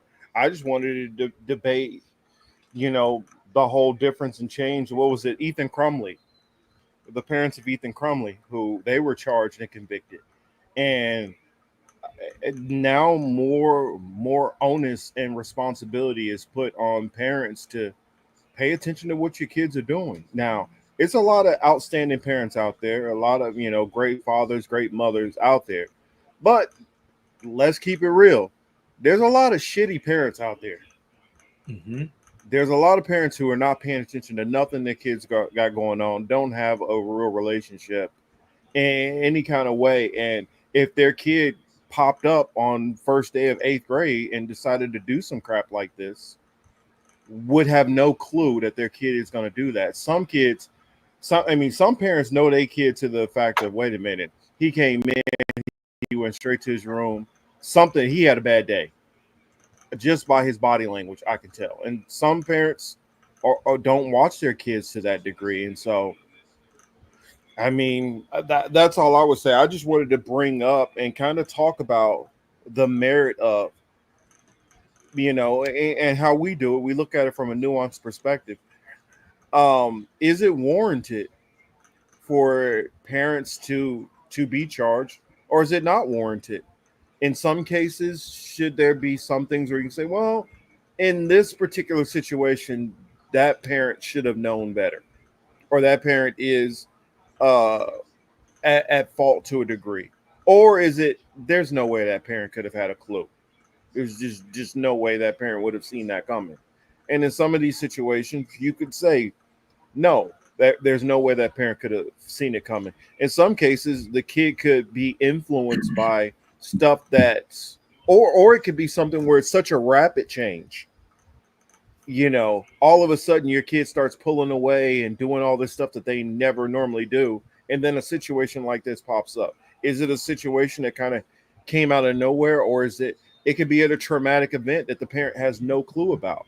And this kid changes all of a sudden. So I just wanted, to bring up the nuanced take of. Yeah, you know what? Parenting. There is no such thing as a perfect parent. Everybody is, figuring it out for their particular situation. However, one thing that you can always do is pay some attention, though. That you could do. You can always pay attention.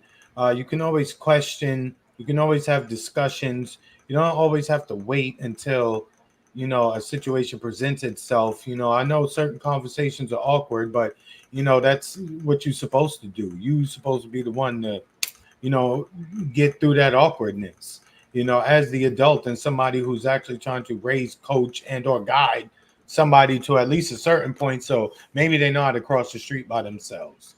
Yeah. And maybe they know how to wash some clothes and, wash their ass properly or something. But, too many people seem like they just take a step back. Oh, the school going to do it. The internet will take care of it. You know what I'm saying? My mom will handle it. My sisters got them. And I get it. The grind is tough. But when you do that, you have to make the sacrifice. You know what I'm saying? Yeah. And you just have to ask those questions. Again, you're not going to be perfect at it. But at the same time, you want to be at least cognizant of what you think your child is capable of or not. And again, we all sneak behind our parents' back and have behaviors that our parents have no idea about. However, you should generally have an idea whether or not your kid will commit mass fucking murder. Yeah. I mean, there's some parents out there, and we grew up with some of them where they ain't seen their daddy, mama all week long. I haven't seen, they've been out of town or they've been doing this. Haven't seen them in like 2 weeks. Oh, yeah. We got some who, on paper, they're living with their parents, but their parent don't even live there. I mean, they just kind of slumming it up and raising their brothers and sisters on their own. And I know the irony is this, right? For most of my middle class friends, their parents, if they weren't home, they were at work, right? Just like mine, maybe after school or on a day off or something like that. Their parents are at work. So the only time you could really not have your parents around is during the work hours. After work, generally they'll be they're in the house. Maybe they leave for the store, what have you. The wealthier kids that I knew, their parents like, oh, my parents gone 9 days. Where'd they go? London. Oh, where'd they go? Bahamas. And you're like, wait, they left y'all here? Yeah. Like, wait a second. The car keys and all? And yeah, we got the credit card and liquor cabinet. Like, oh, okay. It's different. That would never happen.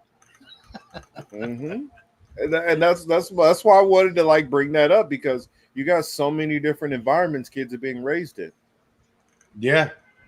You don't know. Okay. Or the parents who are leaving, they're like, yeah, we're leaving them with their uncle. And you don't know, uncle is doing that's the wrong uncle to leave their kid with. That's all I'm saying. And not uncle might be literally doing meth right in front of the kids and stuff. Yeah, not that he's going to be doing something to the kid, just like what he will have them exposed to will probably not be the best thing for a kid at that particular age.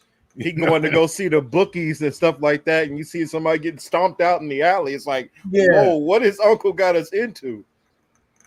Yeah, for real. So, bringing prostitutes up in the house. I mean, you don't know what kind of, I'm just saying. Like I said, as I hit mid-teens, late teens, my white boyfriends, they look, they was doing shit like in the movies that me and my circle of people, we was like, yo, nah, that can't happen because you inviting death. All that behavior brings death. And when I mean death, like not that you're gonna get hit by a car or you're gonna OD on some drugs. No, somebody is going to kill you, like your family member, probably your mom, your aunt, your cousin, your grandma. You, for those in my circle, doing certain behaviors in the house. Imagine coming home in the house, the table is broken, the dining room table's broken because you and your friends were jumping on the table and doing dumb shit. Doing keg stands in the living room. The carpet has burn holes in it from people smoking bogeys and other things. You crashed the car drunk, and they're all alive. I mean, again, this is stuff that I witnessed. That I just this when I was witnessing it, I thought it was I couldn't believe it. I thought it was like I used to tell my homie who introduced me, like, yo, son, I thought this shit was only in the movies. Like I never experienced until I saw it and experienced it. It was like, yo, this is crazy. Yo, like one of the dudes would just drive down the street breaking everyone's side view mirror that was parked. He'd stick something out the window and his bat, and he would just break everybody's side view mirror. And I would just be like, why are you doing this? And if you get caught, do you know who cares? Like, yo, this is insane. Insane. Yeah. And answer a couple of questions from the chat. Yonina, I expect that from Bobert, definitely. And Chris H had asked about what is a PMC because he heard RBM say it a lot. It's professional managerial class. It's those people who are making good money who could care less about you. That's the PMC. So the people placed in certain institutions. It's going to be people across academia, primarily.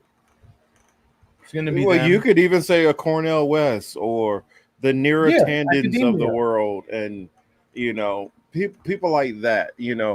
That guy who who he's like, well, I normally max out my donation to the candidates $2,500 a month. I mean, people like that. That's PMCs. The Don Lemons would definitely be a PMC. Yeah, the Sam Cedars. Yeah, these people who work in these institutions, who manage the stage, if you will. They help to manage the stage. They're hired to, they're given directions. They're kind of like stagehands. But it appears as if they would have some level of authority, but they do not have any authority whatsoever. They're just there to speak, not to challenge anything. Because again, even one of my criticisms of Cornell West was all of that knowledge he obtained, he chose to pass it to people. He did things in the streets and protests, and he was always out there. It would have been much better had he went to a school locally and taken up a residency somewhere in Chicago, right? He stayed at Princeton or Yale, whichever one it was. And, he did his thing. I'm not knocking him for it. But again, you got to be of the people if you want to be able to, impart some of the things that from that level. Because sitting on high from, a classroom and you talking to people in the streets, your message is going to get heard. But, the execution of it, how well is that going to go with it when people are faced with the day-to-day? So it'd be much better had he been closer instead of so far away. But I don't. He made his decision. He didn't do terrible. You know what I mean? So not a knock, but a lot of these people tend to get themselves in these situations. I understand we all need an income, so I can't be mad at you for needing to feed your family. But once they get there, they're the ones who will tamp down any sort of revolutionary spirit, if you will. So that's what the PMC is. Kind of like a firefighter. They're getting kind of, what's the word I want to use? They're being a little rambunctious over there. Let's spray some water on that party over there. Let's calm them kids down. Yeah, throw a shout out over here. I see Gregory Walker's in the building. What's up, Gregory? Shout out to Anna also. What's going on, everybody? What was it? Oh, an update on that Kentucky one. Um, Steve says dude in Kentucky was released on bail for making terroristic threats back in May. Wow. Okay. Um, and oh yeah, Gregory said they don't even need MK Ultra. They just need a crazy person to get nudged in a direction. That's the point Yeah. I was bringing up. Uh-huh. That's it.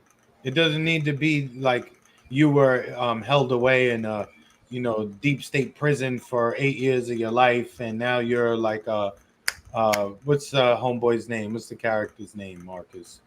The Born. You're not like Jason Oh Bourne yeah, now. yeah, You know what I'm saying? You're not Bourne. yeah. They don't need all that. Yeah, they don't. I mean, think about it. The cops nudge you all the time. I mean, there's some areas where the cop will be in an unmarked car and start speeding through an area, and all the other cars are like, "Oh yeah, well, I'll just follow this speeding car." Mm-hmm. They're setting you up for a speed trap. I mean, Yeah. I've seen it. I know some of y'all definitely seen this before. Yeah, man. They got their tricks, dog. But anyway, let's. Oh yeah. know- And I got a couple last quick stories we got. This I'll say real quick about the Trump Harris. We got Trump, well, actually no, we'll talk about them in a minute. I wanted to show this video, the flooding in India. It's ugh.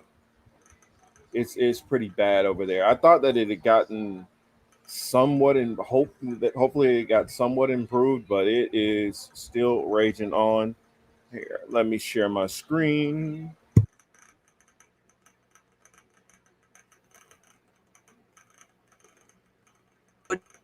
In parts of these two states. There have been consistent downpour over the past few hours, and that has resulted in a lot of havoc for the residents on the ground.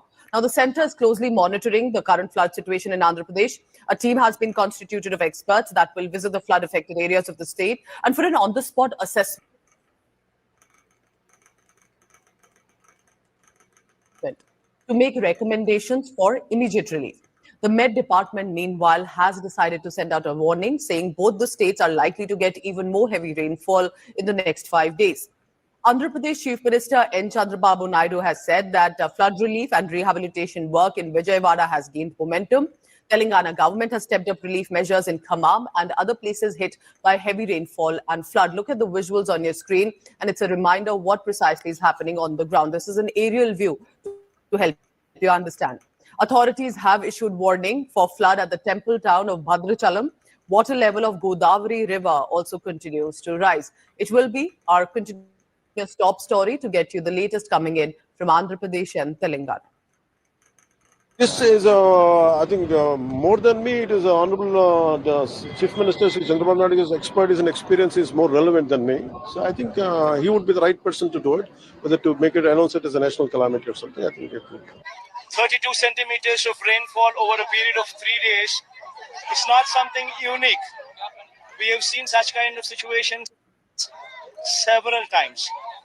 But why is it that this particular time, this has created this kind of havoc?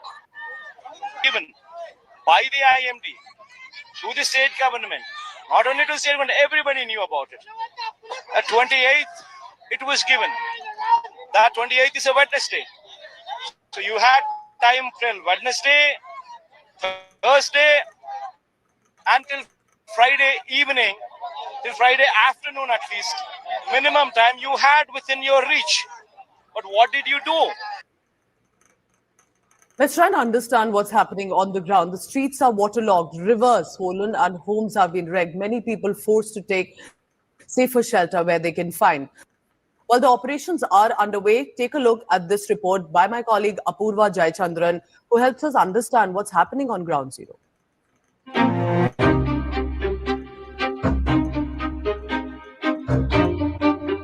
It's amazing how they all copied the European aesthetic down to the hair everywhere. It's crazy.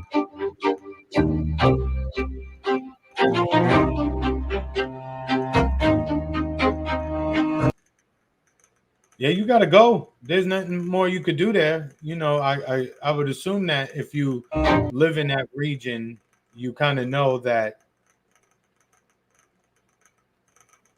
it's a possibility that it could happen there.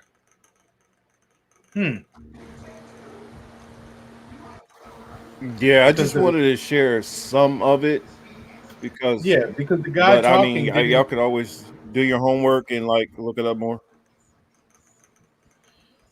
Yeah, because I was gonna say the guy speaking prior earlier in the video, he didn't seem as if he was like too concerned or surprised, if you will, that they were in that situation. So I'm sure they're just trying to get out the holdovers, the people who were last to leave. It sucks though, clearly, because when you have that much water damage, you got to start all over. So again, but India's a dog. There's a billion plus people there. They number one. They number one in the league now in terms of population. So again, they just gonna have to find a way to take care of their people. You know what I mean? Yep. I mean, and the part of the problem, which I've heard a lot of the people complaining, is it's like they had time to try to do certain things to try to prepare for this, and they didn't. Like, there's ways where you can like stack bags up on the levees. In Florida, like when a hurricane's inbound, there's certain things that you do to try to prepare for it. Make sure you're cleaning all your sewage drains and things like that. And But I that's won't even go India. there about So how that's I India. won't go there That's about that India. part. That's India. Nah, that's India. You know what? No, I'll be nice. I Be hope nice. everything is Be okay. nice. I hope everything works out for them. You know what I mean? That's unfortunate, but I know they're probably not no stranger to that happening to them. So, good luck. Good luck. I'll be kind. Hmm. I It's a second tragedy. that. I second that also. Oh You yeah, I think mean, but snake? it didn't help any of his countrymen. They live in a different place, different lifestyle. And it had no Hmm. effect on them. They good. Oh, Yeah. so What's up, Marcus, E Heller? like everybody else, they I've seen it all over, online, offline, people commenting about Kamala's accent. I just want to just get that out the way real quick though. I didn't like that shit. I ain't even gonna lie to you because you don't talk like that any other way. You don't speak. What was the line? The union. You better think a union member. You better think a union. Like you don't talk like that eh, without cameras. Nope. You don't talk like that. Then they went on to show that you gave the same speech later in Minnesota, I believe it was, and you didn't even carry it on like that. So again, these are small things, but it just goes to show their production uh, at times is wildly out of touch with people. It's cringe, and it makes it look like, no offense to anybody, it makes it look like white people trying to tell somebody black how to appeal to black people. That's what it comes across as. So wherever it's headquartered out of Brooklyn, out of DC, or out of LA or Burbank or wherever, these ideas are coming from, it just looks real bad. The optics are bad. And you talking about what about her? What about her collards? Yo, dog, I don't even care about her greens. She told me she put them in the bathtub. Look, number one, like for me, I don't even eat collard greens like that. I've had it before, but that's not a staple of my family's diet, But I do know that is a staple for other people in their get-togethers, if you will. And I know, that it's a big thing. I don't discount it, but even the fact, why are you talking like that? You're not talking to anybody else about anything else cultural, except when it comes to talking to us. Is again the to the low information shit that I really hate using. It's they showing you that's how they feel every chance they get. The way that they address you is very much like trying to spoon feed you. Okay, boo boo, open the open wide. Yeah. You know, it's Airplane. yeah, it's fucking annoying, man. It's annoying to see it, and even though I know like it's geared to me, it's not effective on me. It's just it's nasty, and it makes me look at the people who are really supporting this like real, again sideways, kind of like COVID all over again. Like, damn, y'all still don't get it. You still don't get it. And the same for the other side too. For the Trump dude, even him, like his side, the things they saying, uh, Oh, again, did you hear what he said about, like, they asked him what he should do for childcare? I didn't hear all Both of his. both Trump and JD said. I was like, what? Like, y'all sound kind of crazy. Like, JD Vance. Well, what Trump did is he did the complete politician stuff. They're like, so what do you think about arms embargoes? Well, I think the stock market is doing great. It's like, bitch, I didn't ask you that. That's what Trump did. Trump completely started talking about something way. He started talking about tariffs and all kind of other shit. They're asking about childcare, and he went way off into like no man's land. And JD Vance basically he basically gave everybody advice. I think you should talk to your uncles and aunts and get the grandparents involved, and they can help with childcare. And I'm like, you're running for office for the nation. You're not and I never understood conservatives just want to give people advice.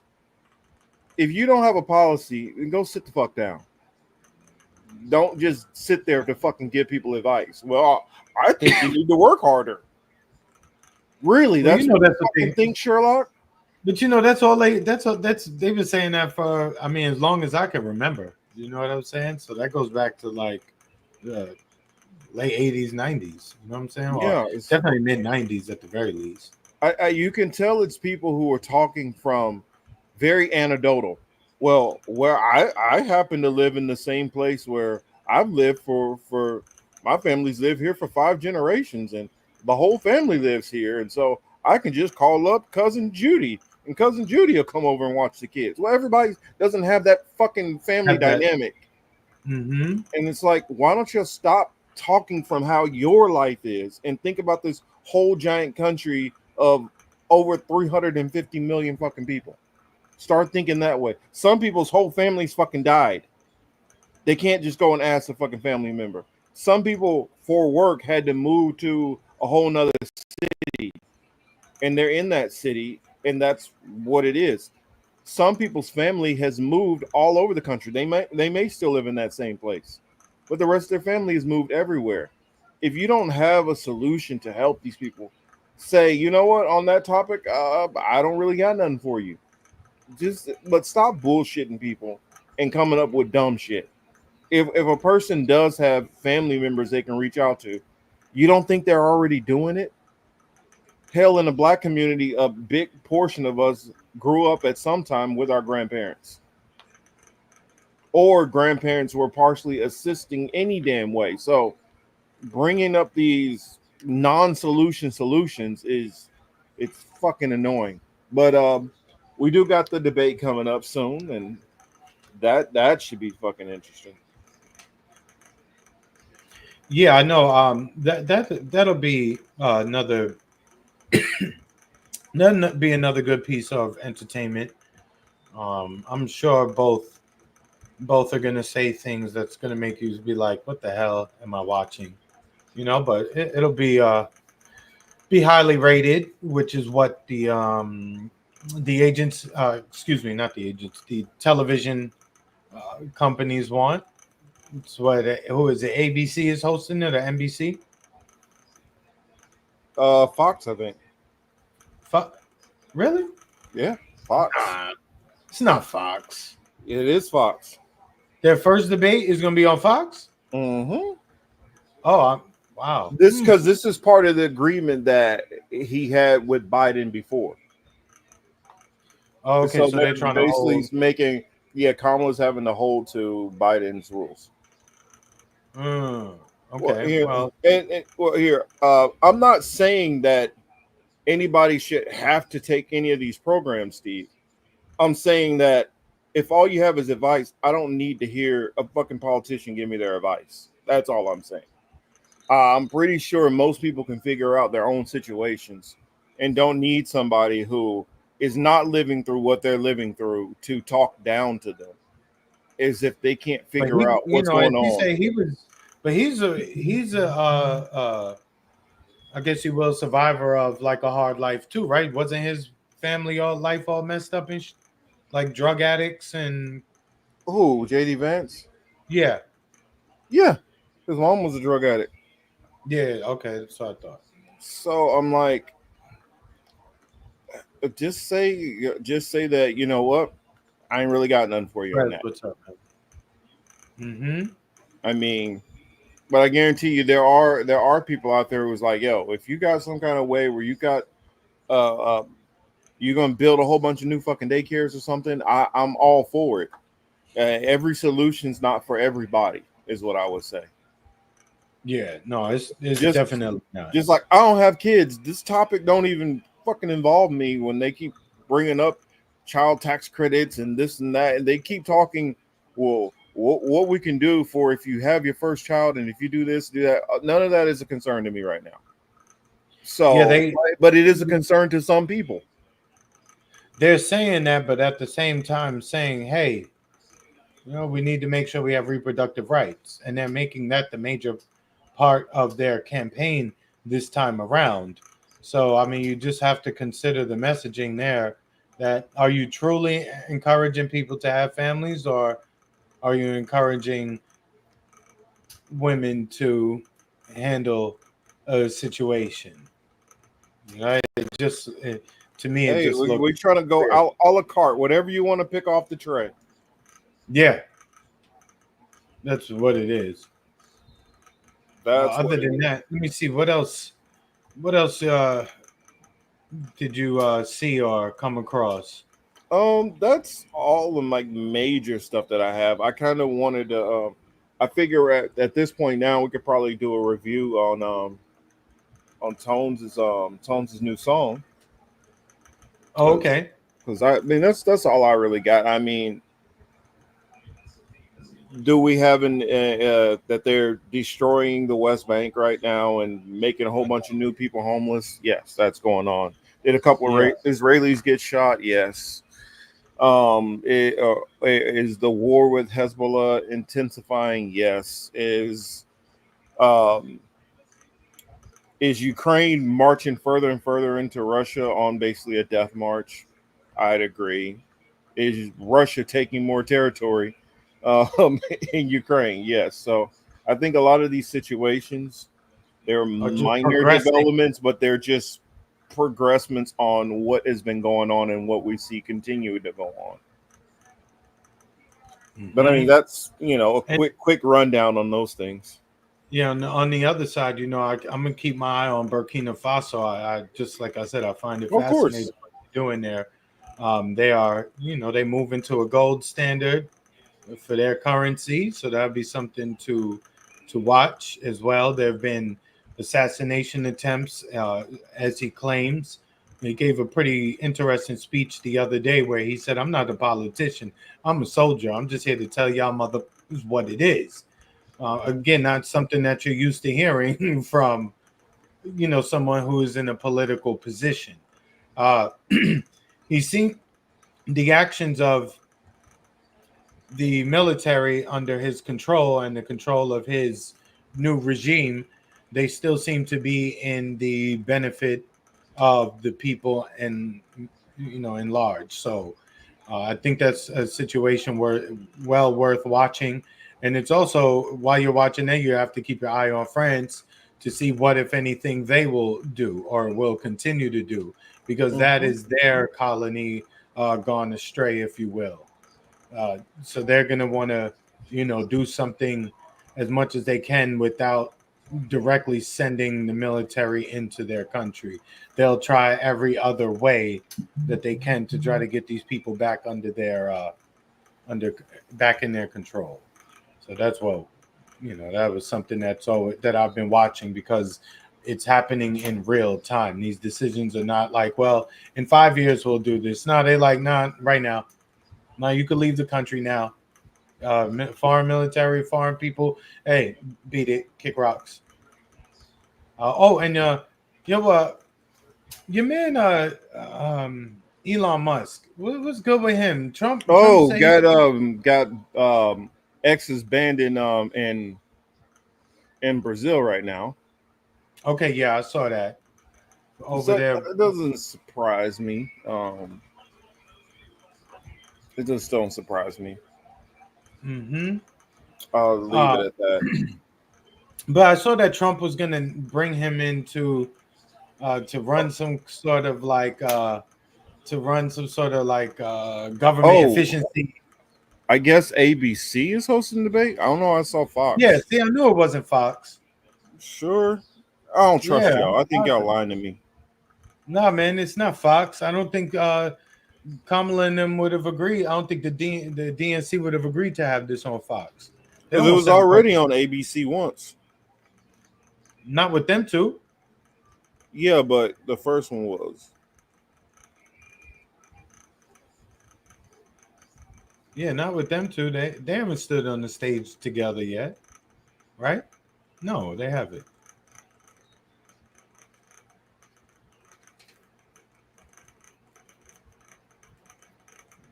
Weather, LA. Damn, it's 107 in LA right now. It's hot. It's hot.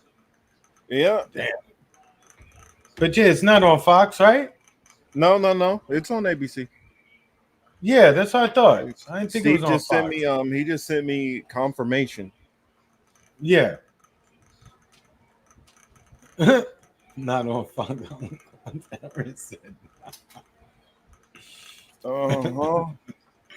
Says right here. All right. When is that? Is that upcoming? Yeah, it's like let's see, I think it's on the 10th. Let me scroll down some more. Oh, so Tuesday. Yeah, September 10th. Yeah, so it's coming up soon. It's gonna be it's gonna be an interesting one. That's all I can say. Yeah, but going back to Elon real quick, I saw that he's like, he wants to be the one to basically trim government. And you know what that means whenever people in his position say they want to trim government. And this will be somebody that, Trump is listening to. So this guy pretends to be this guy, Elon pretends, he's a good pretender actor, if you will, as well. He talks a good one, but you see that he keeps Chuck, your planet really like. Yes, they do. That's a fact. Elon pretends to be something, but you see that when certain people came to town or certain people made him say certain things or delete certain tweets and things like this, he's a weird one too. They got the footage on him as well. They got him doing weird shit. What did Kendrick say in Not Like Us? Baca got a weird case. Why is he around? You could replace Baca with Elon. Now the bars after that, I'm not saying that, but I'm just saying that that part. It got to be something for you to be, keep getting spanked by these people left and right, and you're supposed to be king of free speech, as you claim it. So. Yeah. Speaking of which, you see, Kendrick was named for the Super Bowl. Yes, I know that's gonna have a lot of people ticked off. It's already there's a bunch of people, Drake stands and fans. They already on the internet super hot about this decision. I'm not even just talking about Drake's fans. I'm talking about I guarantee you, it's going to be a lot of people who from the right who are going to be pissed off. Why? Because they every time you see a hip hop or R&B artist, it's always a bunch of right wingers who can't stand to Oh yeah, see. though. Oh yeah, of course. But at this point in time, like those are the people who are screaming. They scream into the clouds at this point. You know what I'm saying? Like their time is up. Most of their kids, most of their kids is with that shit. So they'll make some headlines and they'll say some stupid racial shit to get some clicks to their sites, their pages, and shit like that. But overall, you know what I'm saying? Look, again, Kendrick just did major numbers on his last tour he did. Okay. Mhm. When you do numbers like that, you set records on the tour like that, I guarantee you your fan base is not only one group. I will leave it, we'll say that much. But just on some hip hop shit though, on some inside shit, like the team Drake is highly upset. People from Lil Wayne's camp are actually highly upset as well because for those who don't know, the Super Bowl is going to be in Louisiana this year, New Orleans rather this year, I, and I I would be upset if I was Wayne too. Like, come on, man. yeah, Y'all gonna put it in and there. You ain't even gonna look Wayne's way. yeah. So now Jay-Z is getting Team Jay-Z is getting smoked because Rock Nation runs the entertainment for the NFL. So the Wayne people are really getting at Jay-Z and them right now, at least online. And then also we had the death and passing. We had the death of Rich Homie Quan. This Which I've earlier. That was never heard of this person.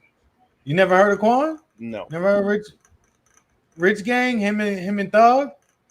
Nope. Lifestyle? It's lifestyle. Oh man. Well, What anyway, song? What's the song? lifestyle. Oh no. Let me mute up. I said I'll listen to it over here real quick to try to figure out who, but I'm Yeah, not got familiar. Young Thug in there making all the funny sounds. But anyway, unfortunately, he passed away from it seems like a drug overdose. His girlfriend, the 911 call is out from his girlfriend to the authorities, and she put a blanket over him when she left to go take the kids to school. When she came back, he was probably in the same position. She went and checked on him further and found that he was not breathing. He didn't have a heart attack. I mean, excuse me, he didn't have a heartbeat. So, he passed away either overnight or at some point during the morning. Oh, that song where the words, the song where I don't know what the hell anybody was saying. It's Yeah. like, I'm like, what the fuck did you say?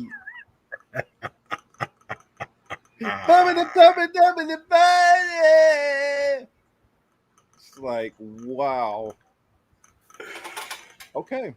I guess maybe officially I've gotten old, But no, I mean, for the time it came out, him and Young Thug, they they have Rich Gang, and they was highly popular. They set a lot of trends. They had a run. And again, I know that that's not your cup of tea, but there's people younger than us, even some guys our age on some level, some percentage of them, if you will, were into them as well. They from Atlanta. They do their thing. They're super popular. They there's a lot of people there's a lot of young kids probably, anywhere from maybe 10 to 15 or maybe even 20 now, 20 years younger than you, who they view these guys in a much different light, right? If they saw you do that, they'd probably come at your ass for that, right? they can do whatever the hell they want. Yeah, I ain't I'm just scared. saying though. But for them in their world, it definitely you say, oh, we're working on. Han dies suddenly right before he's supposed to testify Young Thug's trial. I mean, look, these dudes talk about and they do use a lot of drugs. Quan is, uh, um, he's been on other podcasts saying how he struggled with his drug addiction, trying to kick it. So the fact that he died, I mean, it could be convenience, it could be you know, some other shit, but it's on record him saying that he struggled with it. That's how you know you're getting old when new music sounds like noise. See, that you can't let that happen to you. You know, that's I'm a sorry, that's a man. choice. You can fight that. You I'm don't have to sorry, support man. everything, but you just have to I'm accept telling that, you, you know. honestly, a lot of these rappers that have been dying, I'm like, who is that? Like, somebody got to be, you know who that is? They sing that one song. A lot of these people, like, you know, what was it, Young Dolphin or something? Young Dolph. He Yeah, I said didn't know Dolph. who he was. Damn. I didn't know who he was. Damn, Either. y'all heard that? He said Young Dolphin. I don't know who these people are. Hey, man. It was another one. He just had some initials. That's all I know. Who got shot out here in a Waffle House. I don't know who that one was either. That was I know the dude. Damn, I PNB don't Rock. know these. Yeah, I don't know who that is either. Yeah, that was PNB Rock who they got him over there. I know some of these guys' songs. You know, I listen to a lot of music, so you know I tend to stay up to date on a lot of shit. I don't mean I like everything, but I stay up to date on shit. Like matter of fact, I saw that Sexy Red and Sexy Red and Kodak Black got a track out.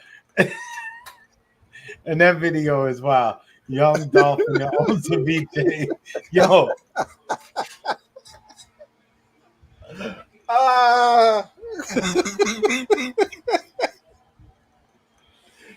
Yo. Oh, comment of the day. Oh shit. Arch is always hitting from downtown.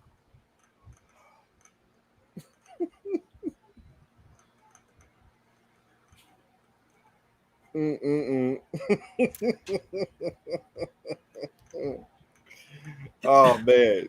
If we gave out points for comments, good gracious. Yo, that was that. But you know, Young Dolph was a serial killer. He was an actual terrorist for real. So it's one of these things where we do look up to, you know, what's the one that died in the airport? Like took too much drugs or whatever. I don't remember his name either. Oh, that was that I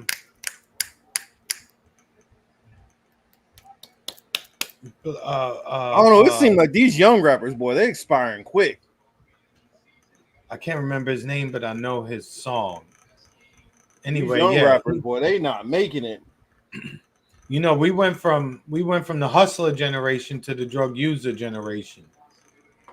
Like our generation rapped about selling drugs. This generation raps about doing the drugs, and they're overdosing on drugs. Like it was to the fact that, you know, we knew Flavor Flav, for instance, had a habit, and a couple other rappers, you know, ODB. We know there's a few of them who struggle, but nobody ever said, "Yo, look at Flavor Flav smoking that crack." Like, yo, do I want to go smoke that crack with Flav? You know what I mean? That wasn't something we wanted to do.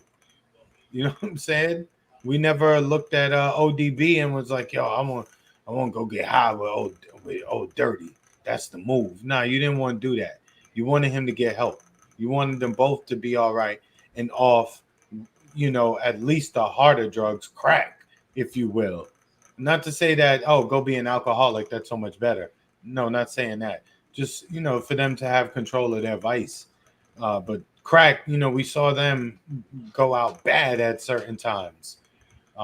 We didn't glorify that. Now, fast forward, these dudes is on lean. Like it's not a problem. They talking about popping pills often.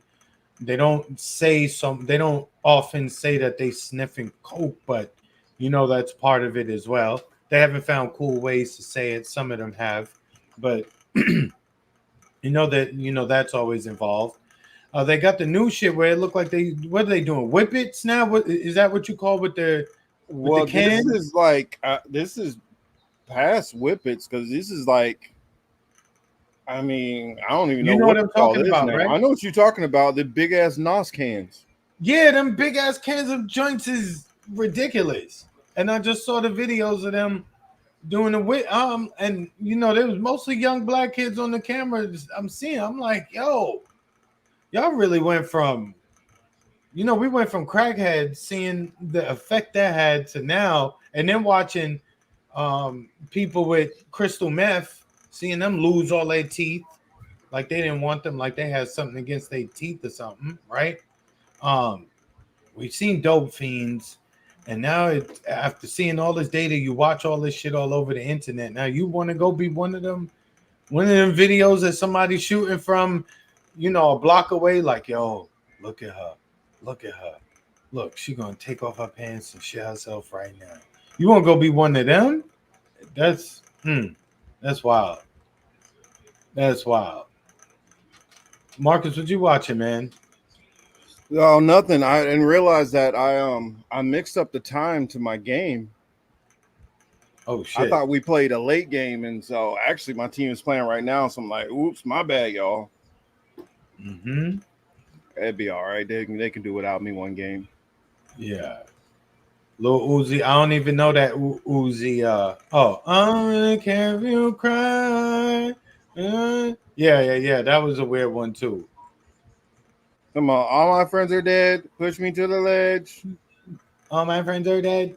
Push me to the edge. Yeah, that was a weird one. You know, there's a conspiracy theory behind Triple X and the boy from Canada too. Did you ever hear about that, Will Marcus?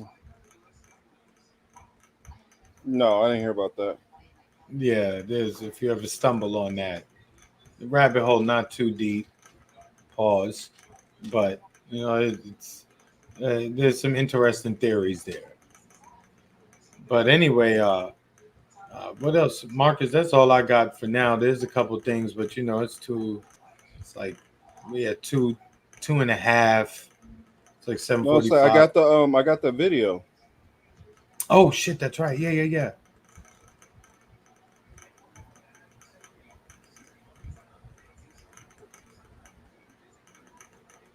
All right, so let me share.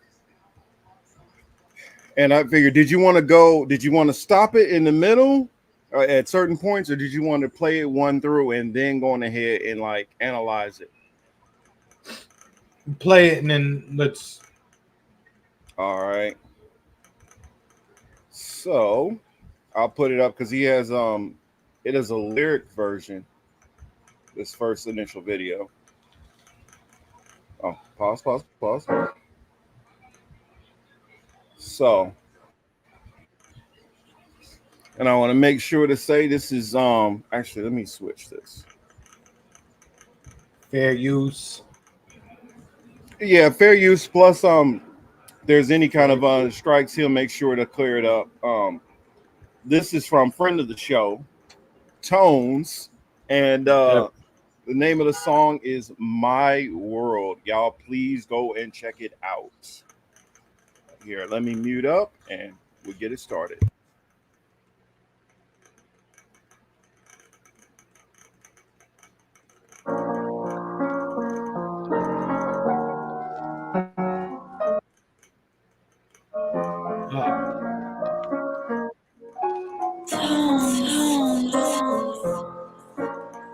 I made myself this promise, so I never get left behind. Tell me whose world is this? Now said the world is mine. I am looking at the sky, and I ask myself at night.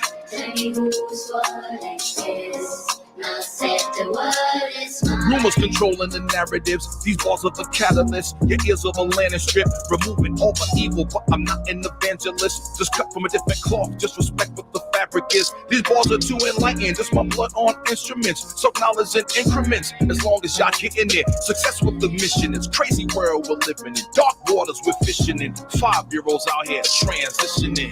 Come on, son. Man, what's wrong with y'all? How does Black Lives Matter and game culture? And why does age matter when the music is fuego? See, my talent is timeless. Cancel culture is spineless. Babies out here dying, plasma stains on the ground. And you're out here worrying about some pronouns? True fact, I'll never comment what another man wears. Put your hate for me in a noose, and I'll kick the chair. It's my world. I'll make myself the strongest, so I never get left behind. Tell me whose world is this? Now said the world is mine. I am no king in the sky, and I ask myself at night. Tell me whose world is this? Now said the world is mine. Rappers in their 60s talking about street codes and interviews, confessing foul feds, hitting free throws. Civilians are people not in military or cops, all bangers and criminals, just civilians with ops. See, the mob had a code that they die for. How many homies you know that'll keep it 10 toes? See, you'd rather blame Vlad for you spilling your guts and all your crimes, naming names, time, dates, crime rates. I don't mingle with rappers or try to get clout for my status. I stay in my world, my own atlas, pull up and straight to the mattress. See, this world is on its last leg, homie, let's hop to it. Get our country in order, booby traps around the border. I'm just saying what many say when the cameras are off. Whether foe or friend of me, I keep the same energy. Some people will agree with me and some people won't. You can care about what other people think. I don't. It's my world. I'll make myself the strongest, so I never get left behind. Tell me whose world is this? Now said the world is mine. I am no king in the sky, and I ask myself at night. Tell me whose world is this? Now said the world is mine.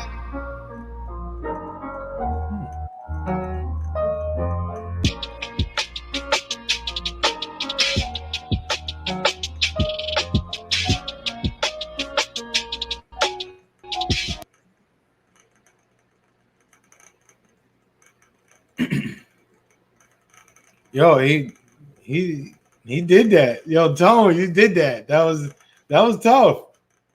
You know what I'm saying? That was When I first heard it, I was like, ooh. The hook. Nice. And you know, pardon to anybody if there was any audio issues. I know sometimes that can ruin an experience for you at times, but please go and check out Tone's page. But that was yo, Tone, you know, if you're watching this or you come across this now, you did that, dog. Good shit, most man. definitely. Most definitely. Tones did the damn thing on that one. I was feeling that track. I mean, I can't wait to hear more. The tempo was good. It wasn't too slow. It wasn't too slow. It wasn't the BPMs of the current shit where it's, you know, sped up a lot. Delivery was good. You know what I mean? That was probably the best part of his the verses we'll get into, but the delivery was good.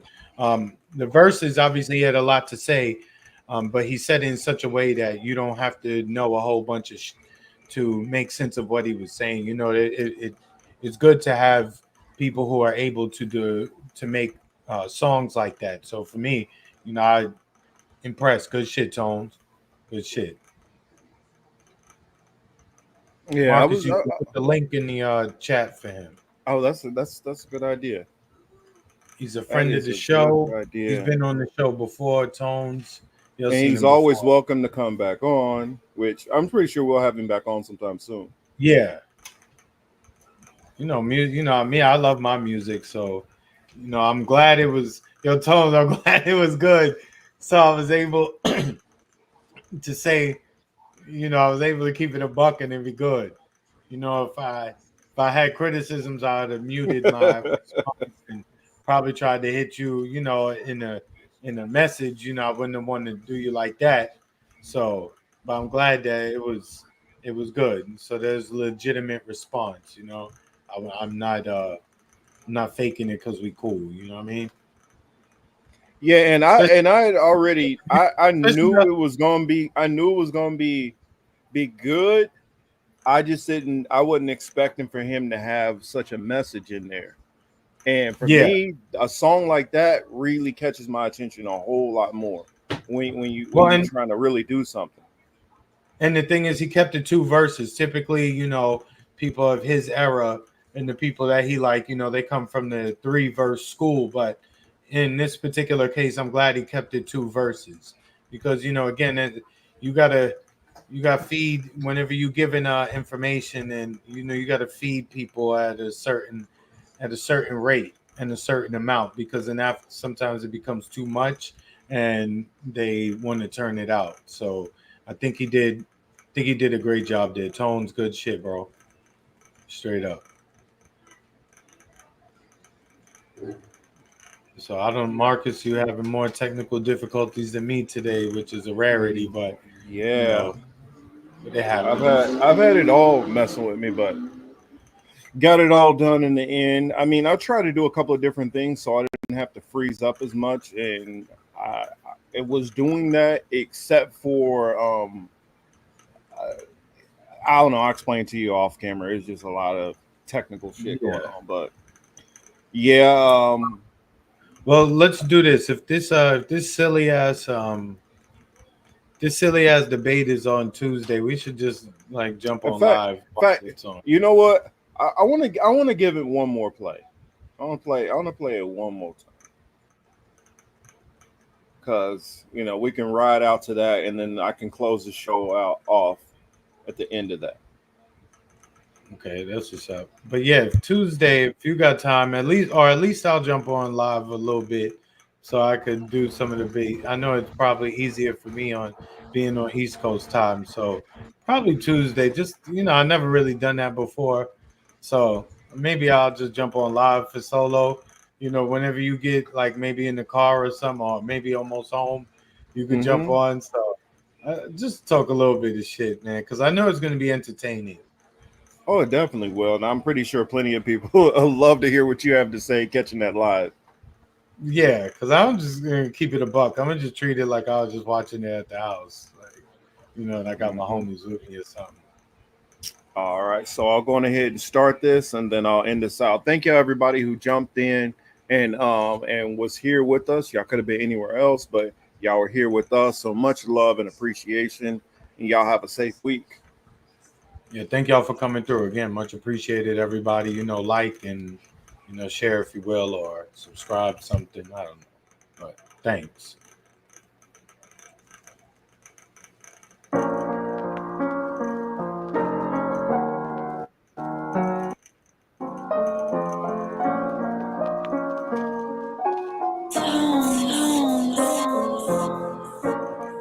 I'll make myself this promise, so I never get left behind. Tell me whose word is this? Now said the word is mine. I am no king in the sky, and I ask myself at night. Tell me whose word is this? Now said the word is mine. Rumors controlling the narratives. These balls are the catalyst.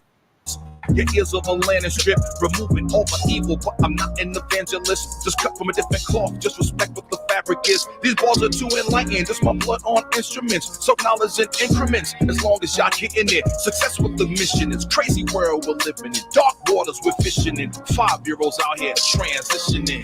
Come on, son, man, what's wrong with y'all? How does Black Lives Matter and game culture, and why does age matter when the music is fuego? See, my talent is timeless, cancel culture is spineless. Babies out here dying, plasma stains on the ground, and you're out here worrying about some pronouns.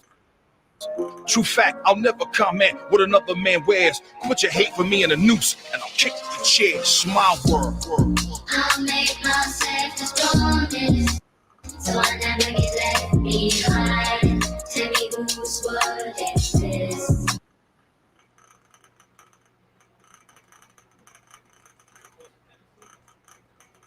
Now said the word is mine. I am no king at the sky, and I ask myself at night. Tell me whose word is this? Now said the word is mine. Rappers in their 60s talking about street codes and interviews, confessing foul feds, hitting free throws. Civilians are people not in military or cops. All bangers and criminals, just civilians with ops. See, the mob had a code that they could die for. How many homies you know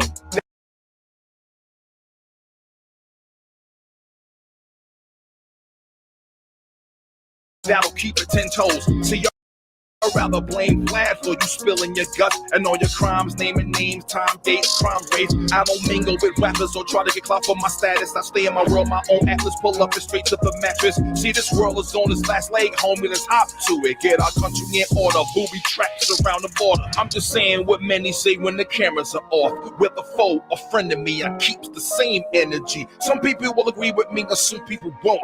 You can care about what other people think. I don't. It's my world.